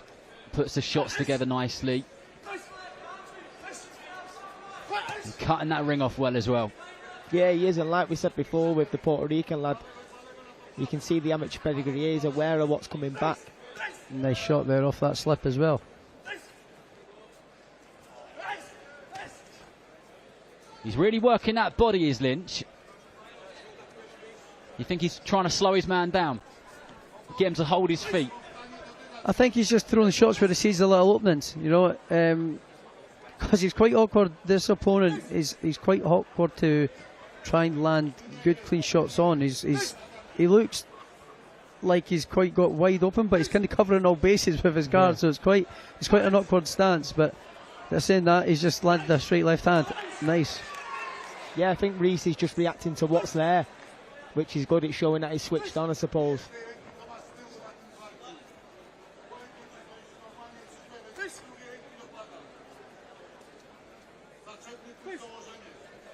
Yeah, he's awkward, this opponent. He's sort of like switching between southpaw and orthodox, but like, I don't know, he's sort of like disguising it in a way. You don't really know he's done it. Laskowski he kind of soaks up the shots, makes it difficult, switches the stance like you have observed. Yeah. And then he comes with his own little mini attack and then goes back to doing that again, doesn't he? Yeah, he's an awkward fella, and I suppose you've just got to react to what he's doing at that time, yeah.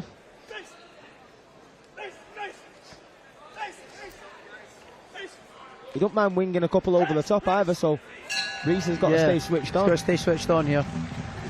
Well, another Scottish boxer in the ring tonight, and there's obviously plenty more to come.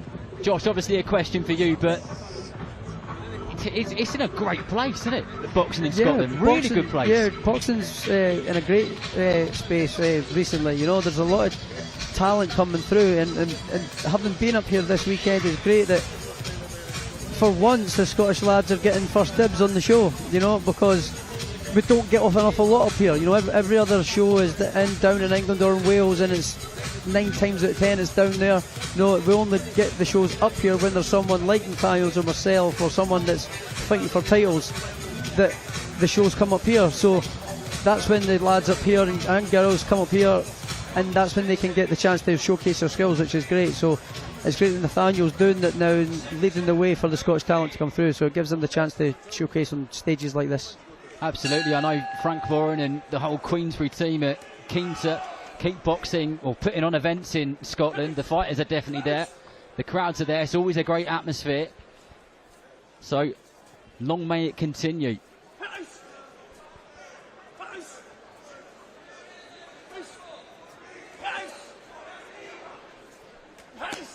Oh, good shot. There's a nice shot to the body there, and you just heard a grunt from Laskovsky. Yeah. That one hurt him a touch. He squared up from orthodox to southpaw, and he got him on the in-between, which was a lovely shot.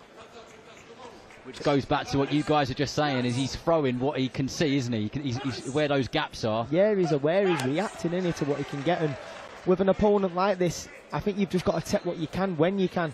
He's awkward, he's tricky, so if the shot's there... Yeah, he's a very awkward opponent. He knows his way around the ring. He knows how to cover up and how to spoil and how to hold like what he's doing here, and make it awkward for Reese here to get his clean work off.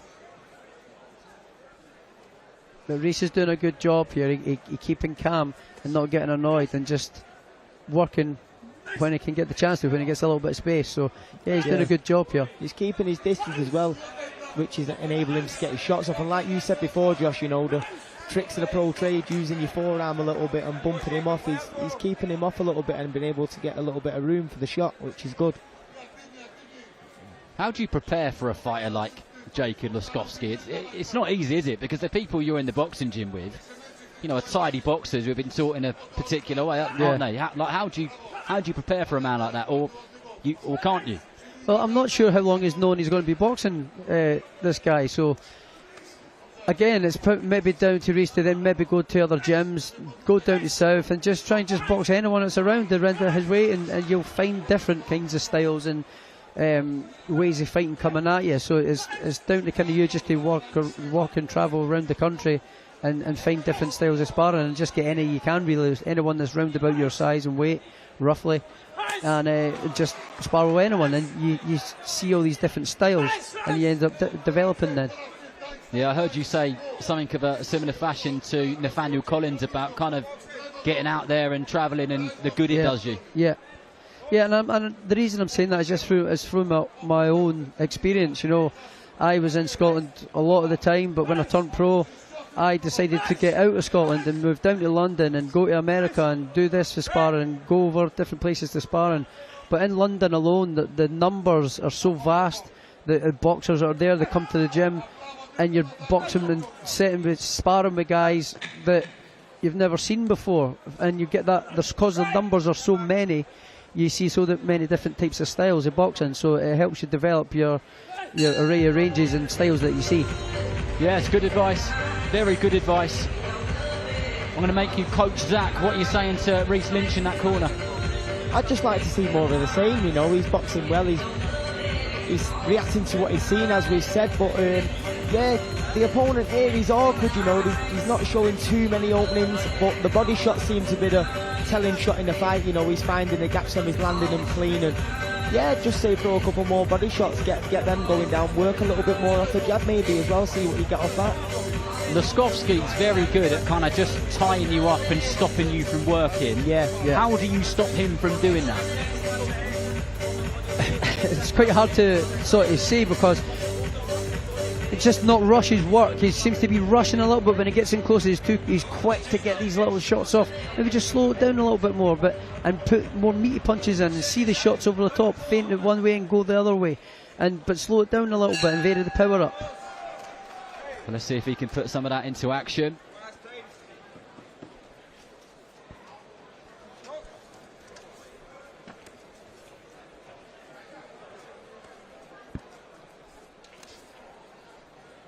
Nice little movements on that back foot from Lynch as he just keeps busy with that right hand of his. And he caught him with the lead hook as Laskovski made his way in. Yeah, just the half a step back caught him off there and enabled him to get that shot off.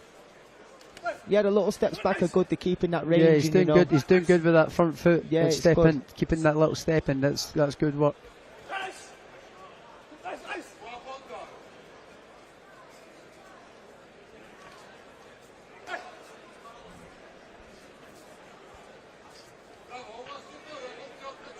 Laskovski trying to get his left foot on the outside of that southpaw stance, but yeah, Lynch is having none of it. Lynch has got very good footwork, you know, he's a good judgment of range as well. He's got good hand defences here as well, Reece Lynch. You know, he's keeping his hands tight, but he's also tucking his elbows in and moving his elbows down to block the body shots, and doing little sort of smothering movements as well, so that his opponent can't get his punches off when they're close. So yeah, I've seen improvements here from the last time I've seen Reece Lynch, which is good. He's developing into a little professional now. You know, he's settled down from that amateur moving around all the time. He's settled down. He's holding his feet. He's a little bit more solid in his stance and stuff. So yeah, I've seen big improvements for the last time I saw him.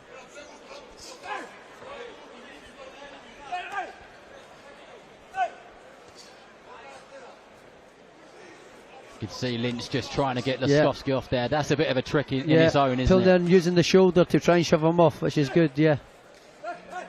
Was that one you taught him? I don't know. I'm not taking any credit for it. That's for sure. I would. I'd have it all. He's working well and he's developed well. So that's full credit to him and his team.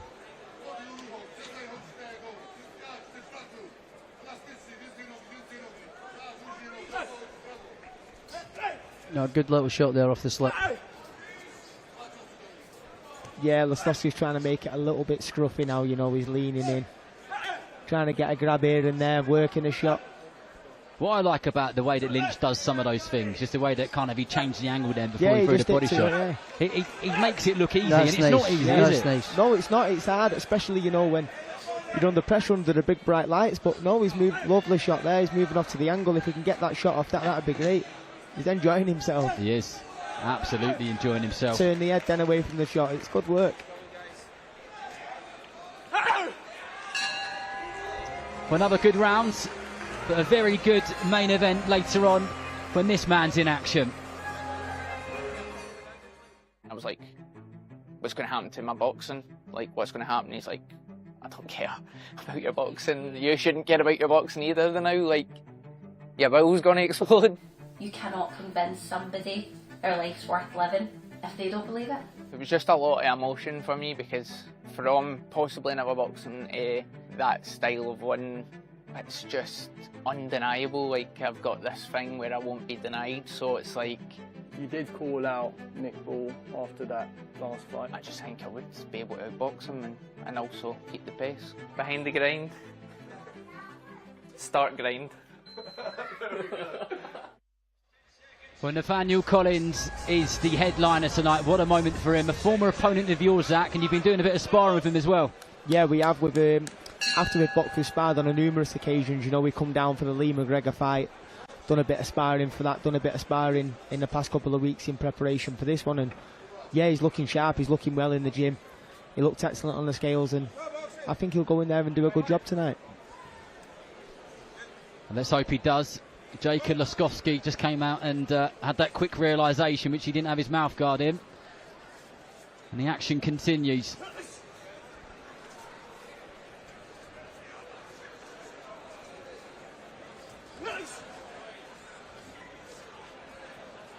Lynch making Laskowski miss just by the tiniest of margins, isn't he? Almost every time. Yeah, it's very clever. It's showing that he's very switched on as well. Them little steps back with the footwork, it's good. He's making him able to throw because he thinks he's in range, but he's not. He's just took a little half a step out, which is good. But I feel like the fight's switched a little bit. For me, Reece Lynch is, comfortably winning this. But before, it was Lynch on the kind of front foot, chasing Laskowski around the ring. But now I've seen a bit more. Look, Laskowski's on his way to him, isn't he? He's trying to kind of make those attacks. Yeah, he's just settling in now. He's not looking to go. It looked like he was maybe going to try and push the stoppage the first couple of rounds. Yeah. So he's kind of settled down now. He's settled his feet, and now he's into his groove and boxing. He's doing his thing, boxing his game. He's not trying to rush and get that excitable first couple of round wins.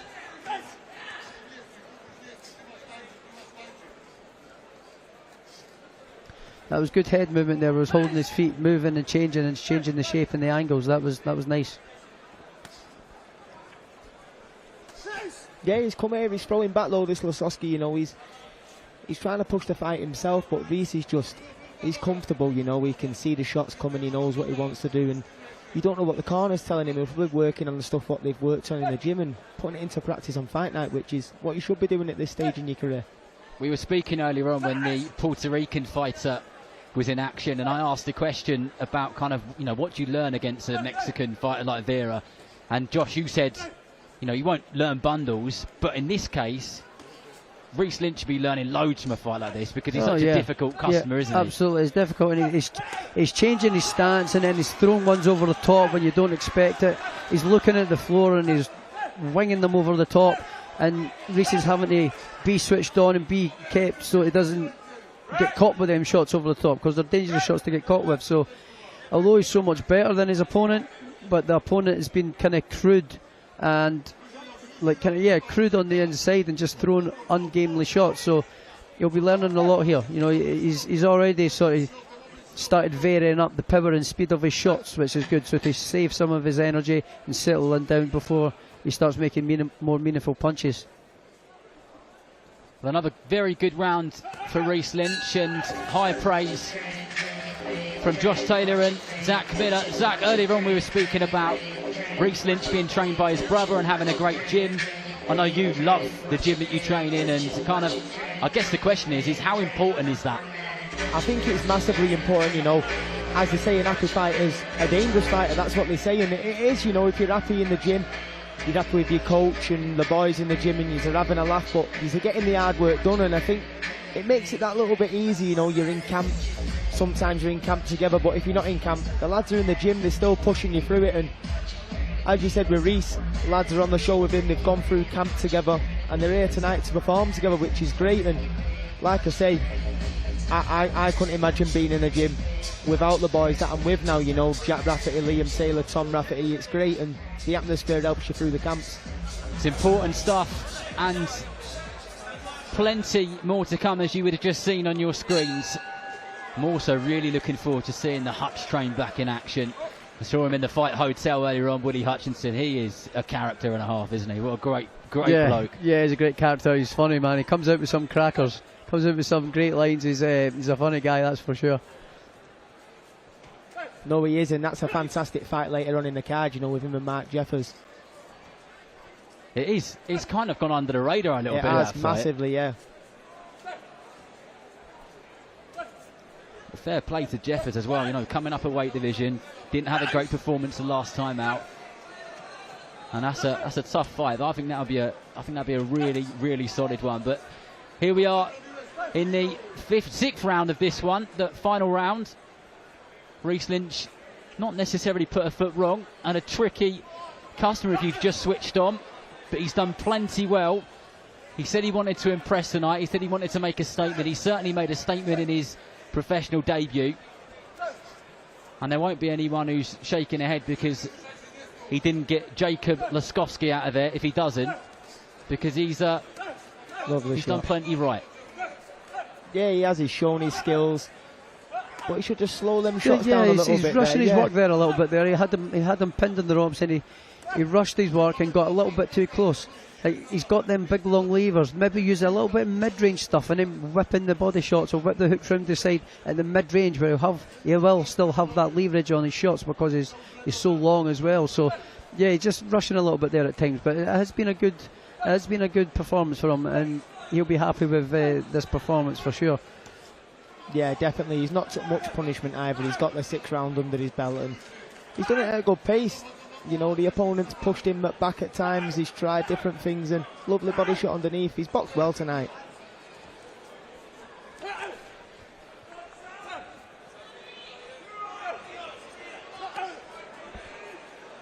And Lynch has maintained a tempo for every single one of these rounds, and he's always worked. He's continued to work, even when Laskowski's just tried to wrap him up. He's just tried to get him off of there so he can get his hands going again, and that's important, not just for him, the scoring referee, but it'll make him an exciting fighter, because he certainly ain't going to be one of those ones who wants to just kind of settle through each round, is he? He's going to be one of those ones who wants to let his hands go and put on a show. Yeah, well, he's trying it here tonight, which has been good.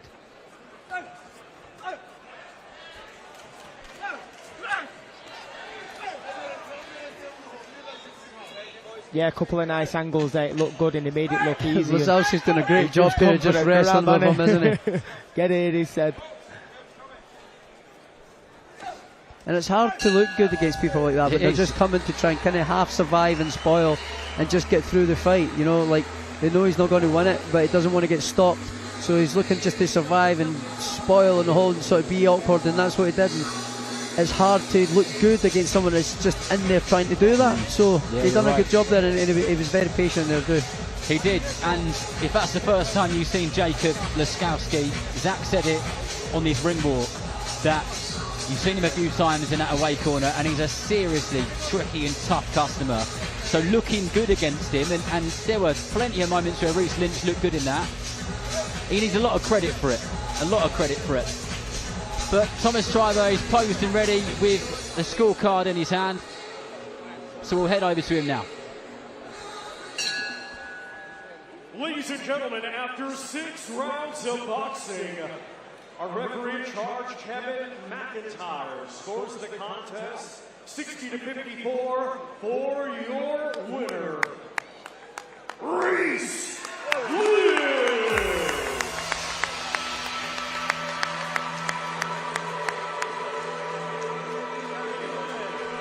But a very well done to Reece Lynch, the Commonwealth gold medalist, who moves to 2-0. He couldn't quite get his man out of there, but it was a good performance, plenty which he and his team can go back and look on and learn from, that's for sure. And there's some happy and some smiley faces in that corner, which is always good to see. And yet another very, very good and talented Scottish boxer for us to watch and keep an eye on his journey. And it's really starting to fill up in here now. It's going to be noisy later when Nathaniel Collins comes out. Oh, it's going to be rocking. Yeah, it's going to be some atmosphere, especially to play music like this up here. They love that kind of music up here.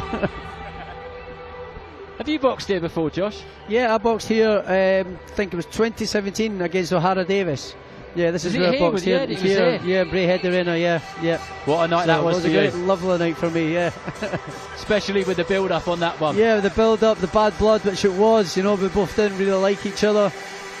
We like each other now, we get along. I wouldn't say we're friends, but we get along. So, yeah, it was a great... So that was my sort of breakout fight for me, that. So that was the kind of start of me on the roll. I was going under the radar, and then after that fight, I was on everybody's mind then. So, yeah, that was a great breakout fight for me. You had some really, really great fights, and we're very lucky to have watched your career. That's for sure. And Zach, you've just come off a fantastic win in Altrincham just a few weeks ago. Yeah. It was a rough old fight, wasn't it? Against Woodstock. It was, and it was in another cold arena like this, another ice rink, but no, it soon got warmed up in there with Mr. Woodstock. It was a good fight, you know, the build up to it was great, everything was good, and yeah, we got in there and we done the job, and job done, on to the next, I suppose. And what is the next? I'm not too sure yet. I'll definitely out before the end of the year, but we'll see what it is. I don't know. Hopefully it's something big. Well, Josh just mentioned Bad Blood with O'Hara Davies. Now, Bad Blood, there's another one with a bit of story unfolding, is Louis Edmondson and Ezra Taylor.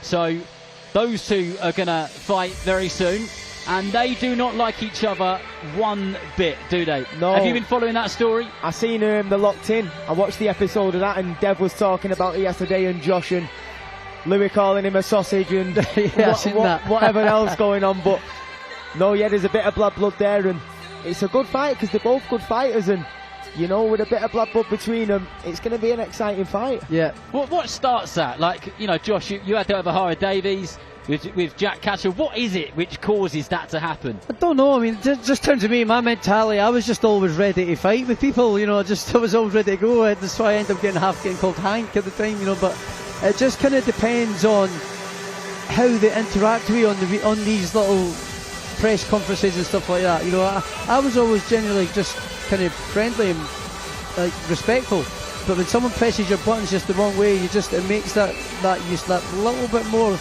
spite. It comes that spite knob up a bit, you know. So yeah, it's good. That's one of the things I'm missing, you know. Yeah, I bet you. Right, well, we're over to Thomas Schreiber.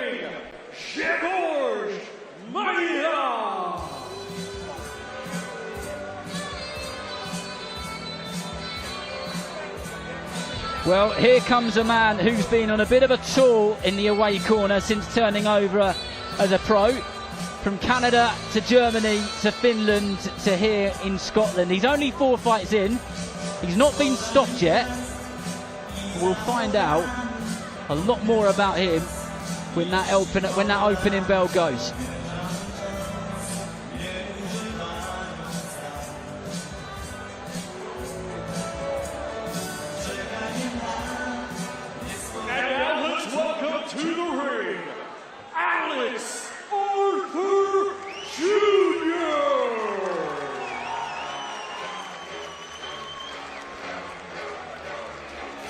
Well, another big moment and a big night in the story of Alex Arthur Jr. Back out for his second professional fight and in his home country once again of Scotland. He impressed in his debut against one of the toughest away corner fighters on the circuit, a man who goes by the name of Robbie Chapman. He will naturally be compared to his dad, but he is well and truly on his own path.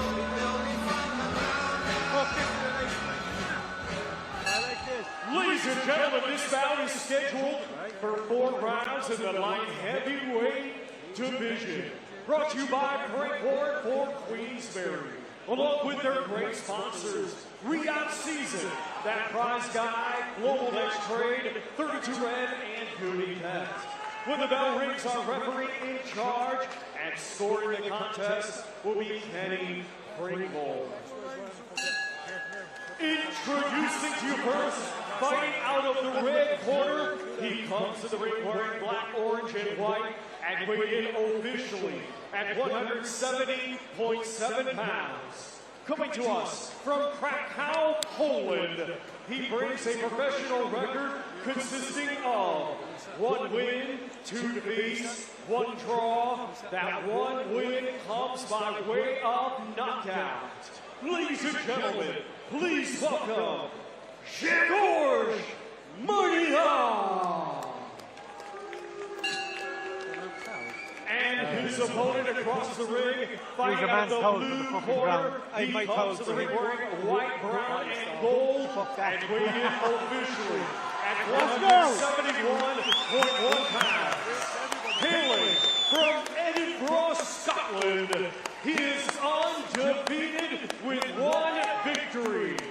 Ladies and gentlemen, here is Alex Arthur Jr.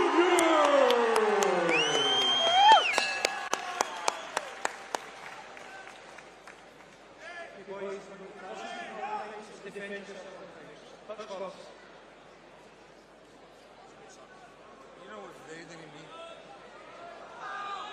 Smart boxing right to the start.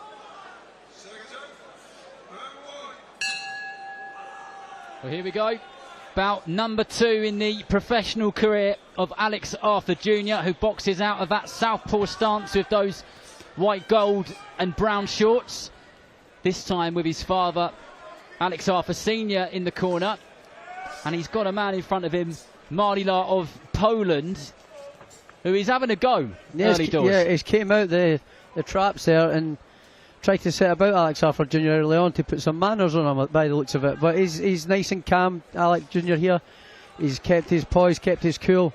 And yeah, it looks like he's settling in. He's already using his feints and his front hand. So yeah, I don't think that's phased him any, which is a good sign.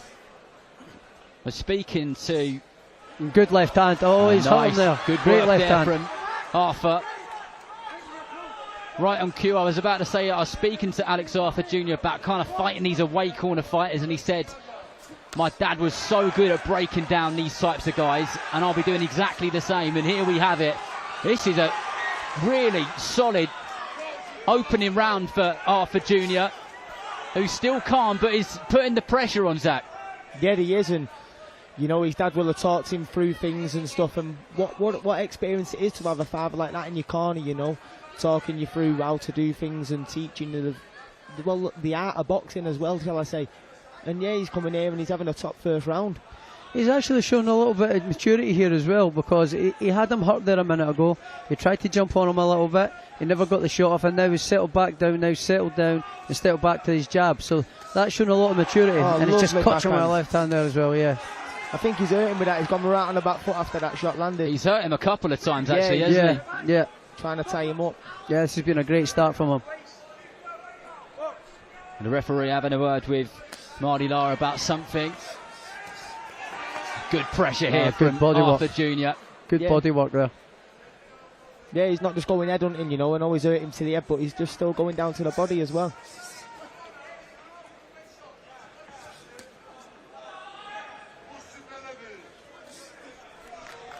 Good counter punching from Arthur Jr. Yeah, the fella come out the traps, like Josh said, he was charged up, ready to go, but trying to put manners on young Junior, but he's changed his tune, isn't he? Yeah, he has now. He's been caught with that backhand a few times. That was a lovely little counter right hack there from Alex Arthur Jr. as well on the back foot there. Got a response there from Marty Lara.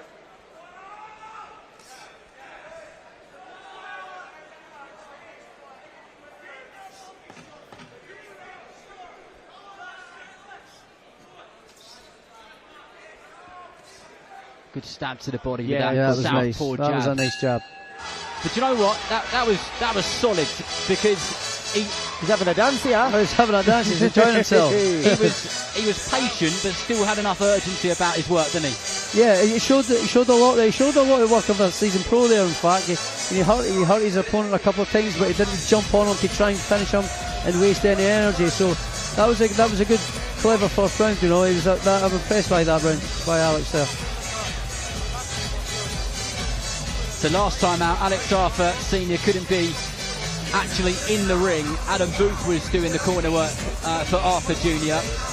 It was something to do with something not being there in time in the British Boxing Board of Control, but he was obviously still ringside, and he was really looking forward to having his dad right there, like he is now, giving him those instructions. Yeah. And I guess it'll be kind of more of the same, won't it, Zach? Yeah, I suppose it's got to be. You know, it was a great first round, and he was having more success as the round went on, you know, body and head, so more of the same I'd like to see myself as well.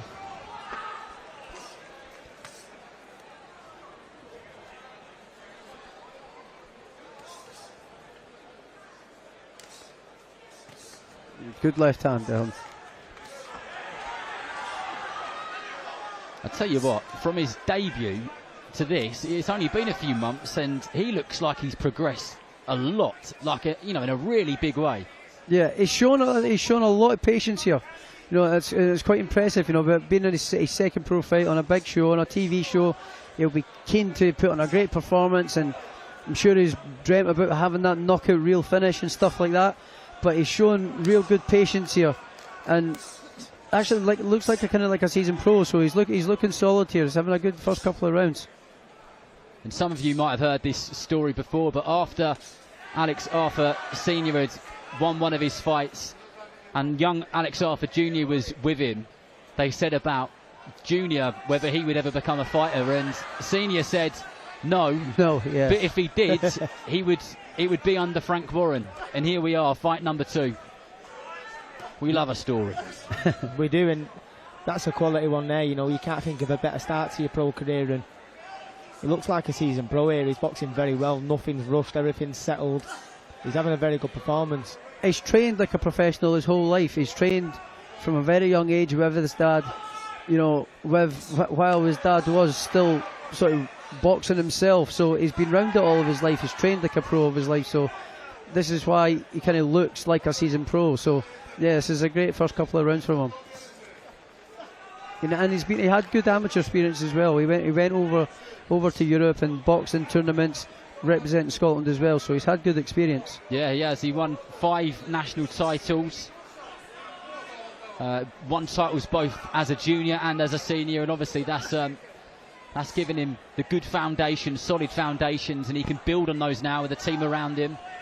And he's got a father who's been there and done it, and got the t-shirt, the socks and everything else.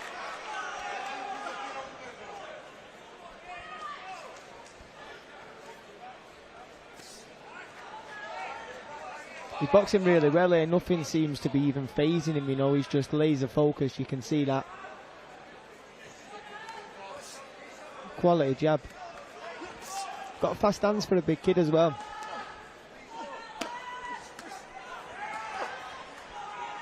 The man from Got Poland. Good defence as well. You know, he's under fire here, but he's coping with it well. He's tucking up nice and tight, and in no problem at all. In no trouble at all. Yeah, the blocking was solid as well. He didn't budge.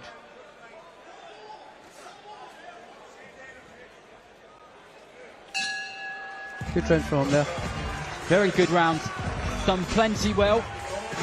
And it is just going to be a case of more of the same. But I've got to observe that Marley Lai, you know, he's not sitting back. He's still having a go, isn't he? There's obviously a real kind of difference in levels here. But hats off to him, Zach, because quite often, not quite often, I'll reword that, sometimes we get these away corner fighters come over and they'll just soak it up for however many rounds, 4 rounds, 6 rounds. Yeah. And that's painful for the crowd, for the people working, and for the fighter in the opposite corner, isn't it? It is, it's hard work, you know, you can't get nothing back off them, and they just come in here basically just to be a punch bag, and there's nothing worse, you know.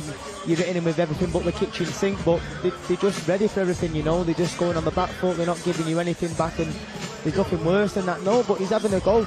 I seen him before the show started. He was in the ring doing a bit of shadow boxing with his shoes off. Yeah. So he was up for it. Yeah, he's been bang up for it, and he's having a go here. He's earning his money tonight.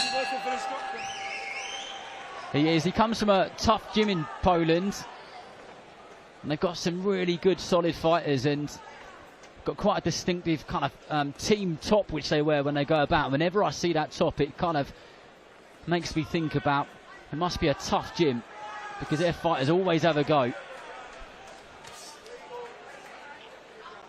This is a good test for Alex Junior in his fight as well at this stage of his career, you know, because this guy is coming to win. He's not coming to just lay back and just have like you say, be a journeyman and just go through the rounds and get the rounds in. He's actually coming in and having a go here, and he's trying to test Alex with some good shots like that. There, that attempt at that chopping right hook as a counter. So yeah, this is a great test for Alex here, and he's coping with it really well. Nice defensive work on the ropes there from Junior.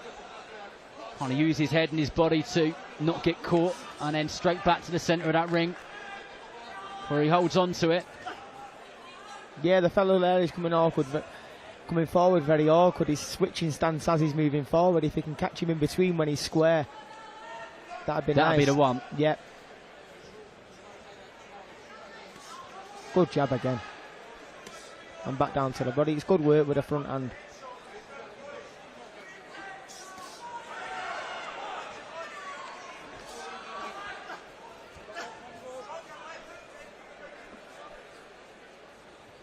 Alex Arthur Senior just shouting for him to chop his left hook, into the body, and there it is. That's really important though, Josh, isn't it? It's one thing listening to an instruction, and it's another thing doing it, isn't it, and acting on it.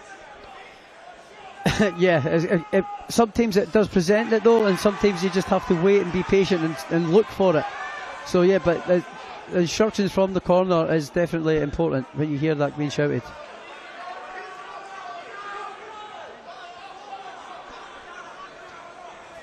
The referee just had a quiet word with Mardila. Good step back jab. Just simple stuff like that, sometimes it can knock the opponent sick.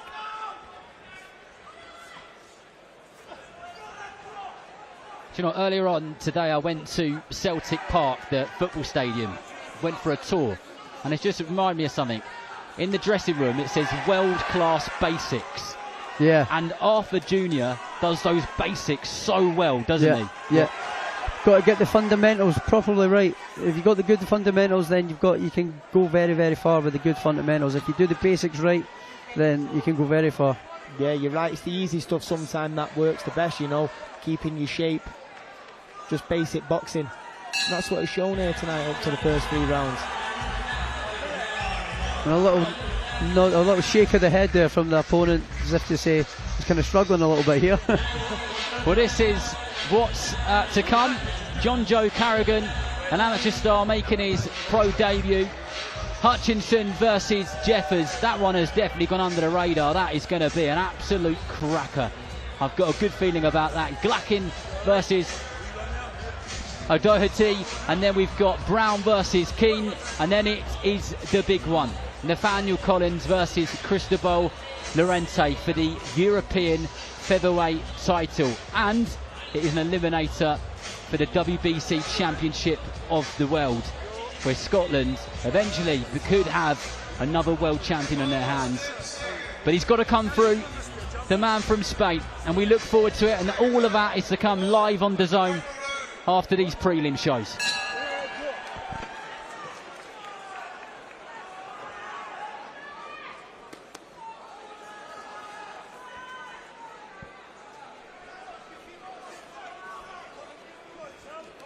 Tell you what, I am very, very impressed with the footwork of Arthur Jr. He's making Mardila miss just with his feet, isn't he? Yeah, he is. He's boxing very well, and it's only a 4-rounder, and he'll know that, and he's not rushed anything, you know. Sometimes you get there, you think, oh, I've only got 4 rounds, so you start to rush things and try and get things off that you want to get off in the gym, but maybe they're not there, and he's not rushed nothing. He's just been nice and composed and just gone about his work as a proper professional.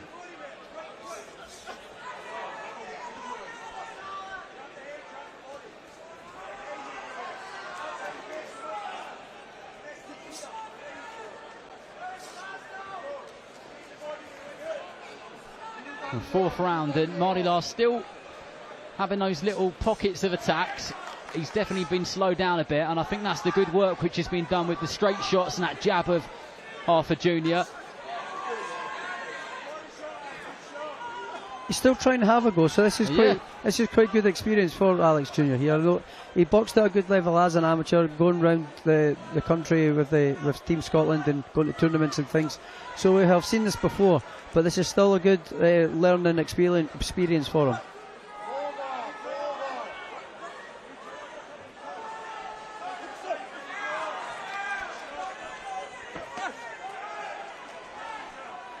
Junior trying to get that shot off to the body. And he's just stalking Mardila around this ring now. Yeah, you can see him doing some different feints as well, trying to trigger a reaction out of the opponent, but he's having to go back as well at times, but Arthur Jr. coming off strong again. Like to see Arthur go through the gears a little bit here, because I think if he does put his combinations a little bit more together, a little bit more, he can hurt his opponent here and maybe even get him out of there. But he looks like he's just cruising to the last half of the minute of the round and just get the win. But he's boxing well and he's enjoying himself doing it as well. Yeah, he is. Practicing some little moves and stuff as well by the looks of it. So yeah, it's a great 4 rounds for him. Absolutely good 4 rounds of experience, plenty of learning. Looked impressive in the process. Mardila still coming back with shots. He's kept Arthur Jr. thinking at all times.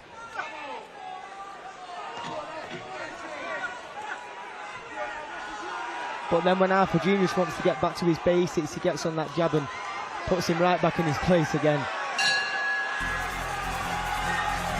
Solid. Very good performance. Solid from Arthur Jr. He'll be buzzing after that, after his debut.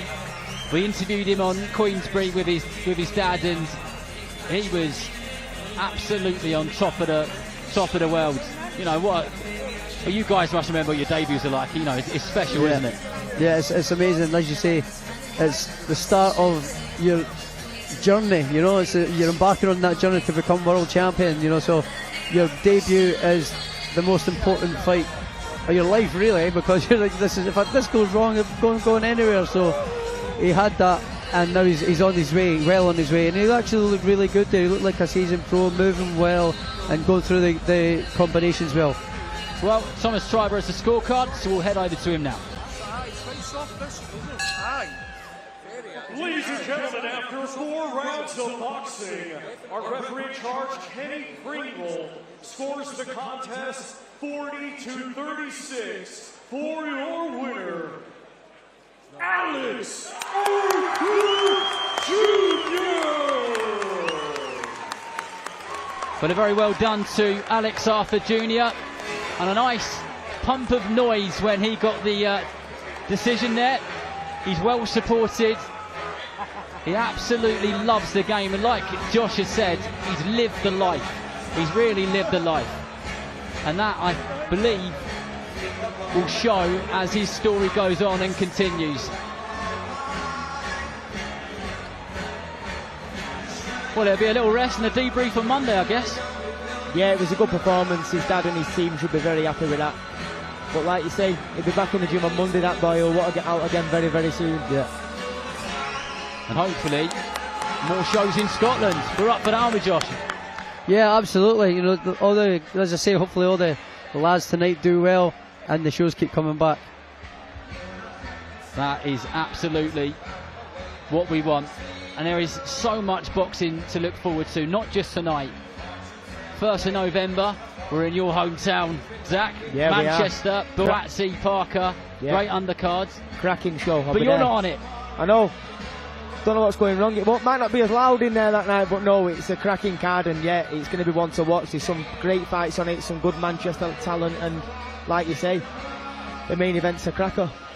We've had some great nights in Manchester in that area, and you've been a part of it recently. We were talking about kind of Scottish boxing flying, but there's really been some fantastic fight nights put on by Queensbury in your home city. But I'll shut up because we're ready for the next fight. Let's first welcome to the ring, Kareem E. Jones. You shook me, you put me down, and that's what Kareem Aegis of Dagenham, Essex, strides into this one on short notice, although he was fight ready. Make no mistake, he is well and truly up for this and prepared. I've had a few conversations with him this fight week, or over the last couple of days when he was announced to step in to do this one. And he has every belief, every single belief that he can win it. He's here to upset the apple cart.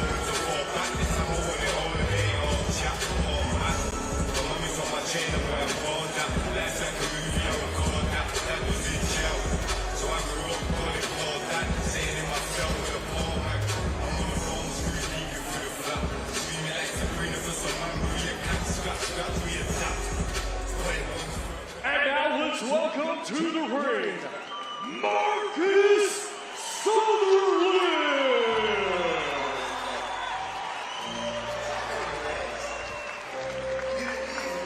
And incoming is this man, Marcus Sutherland, a young man who has one of the most watchable styles going. He is no nonsense, only goes forward, and 5 times out of 8 in his pro career, he's got the job done before the final bell. And he's also an enormous ticket seller as well. So there will be some noise in here over these 8 rounds if we get all of them.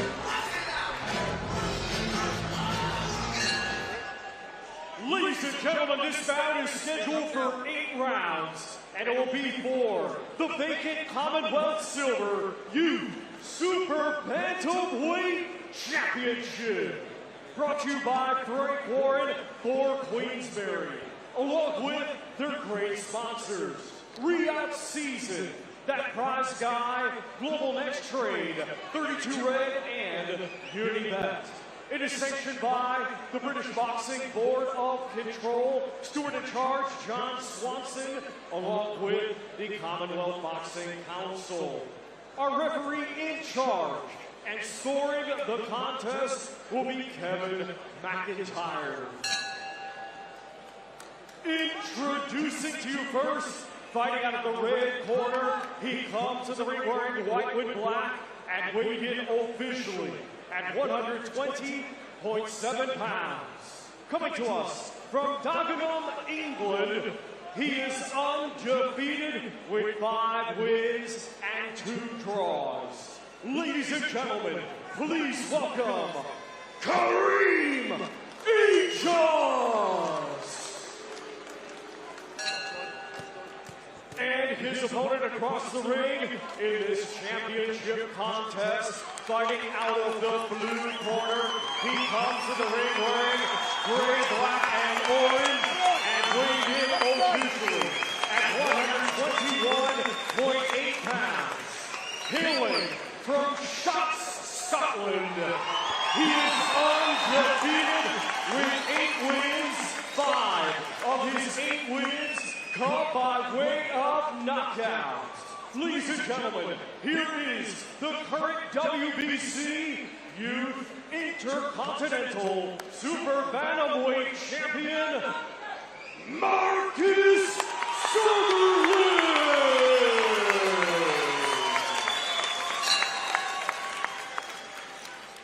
Right, lads, want to see a good clean contest? Obey my commands all the time. Defend yourselves all the time. Touch gloves, let's go down. Well, here we go. The energy in the arena has certainly gone up a notch. 8 3-minute rounds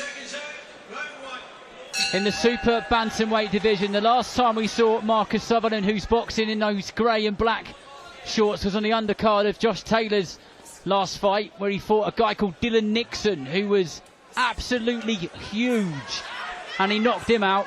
And he's done it plenty of times before. He's got a proper no-nonsense style. He likes going forward and letting his hands go. But as I said, Kareem Ijaz is up for it.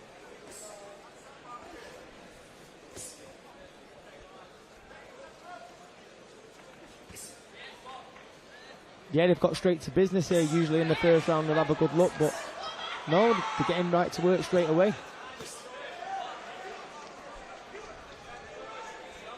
Staying busy on his feet is Sutherland, well supported.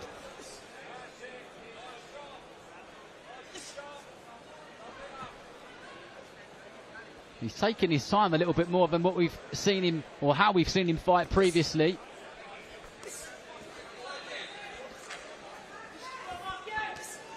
Yeah, seen him last time out and he was impressive, as you said, but Agnes, yeah, he's undefeated himself. He's not come here to get beat and lose that all.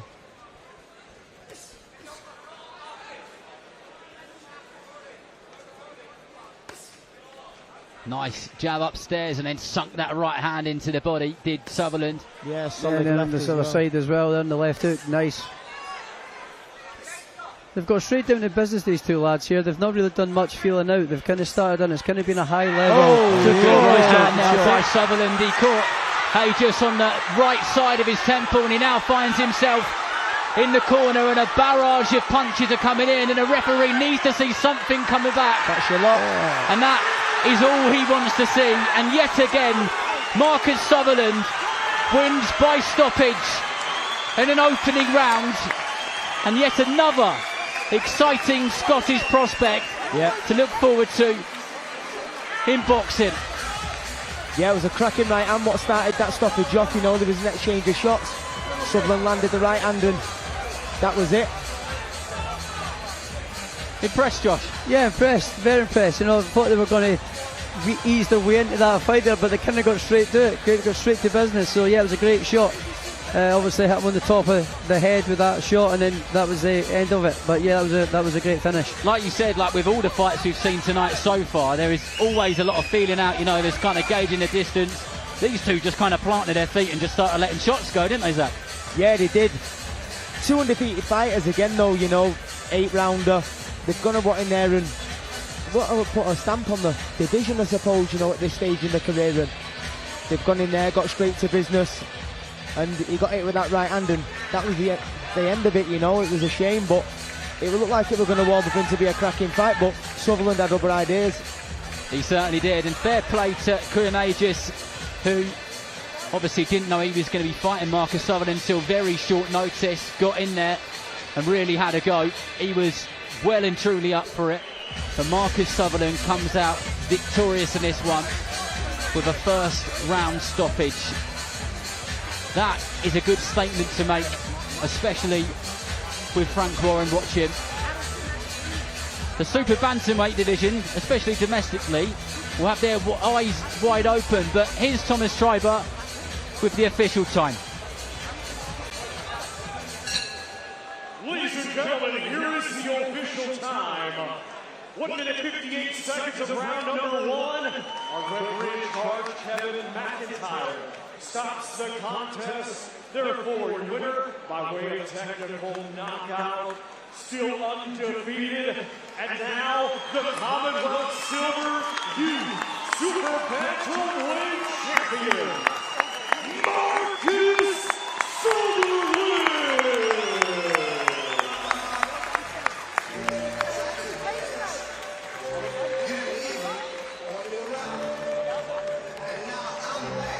Well, a splendid night of boxing so far. Some really fantastic talent. Great work with Josh Taylor and Zach Miller. The main show will start on DAZN shortly, but there's so much to look forward to, including this one.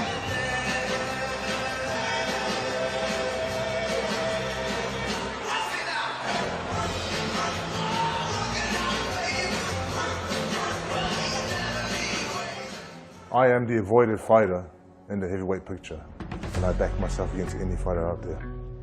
I don't need to be perfect for 12 rounds. I just need to be perfect for that one moment. I believe people avoid fighting me because I'm dangerous, and I have belief. There's a lot on the line, there's a lot at stake. And someone's getting knocked out. So let's get it on. Knocking on the door for a world title.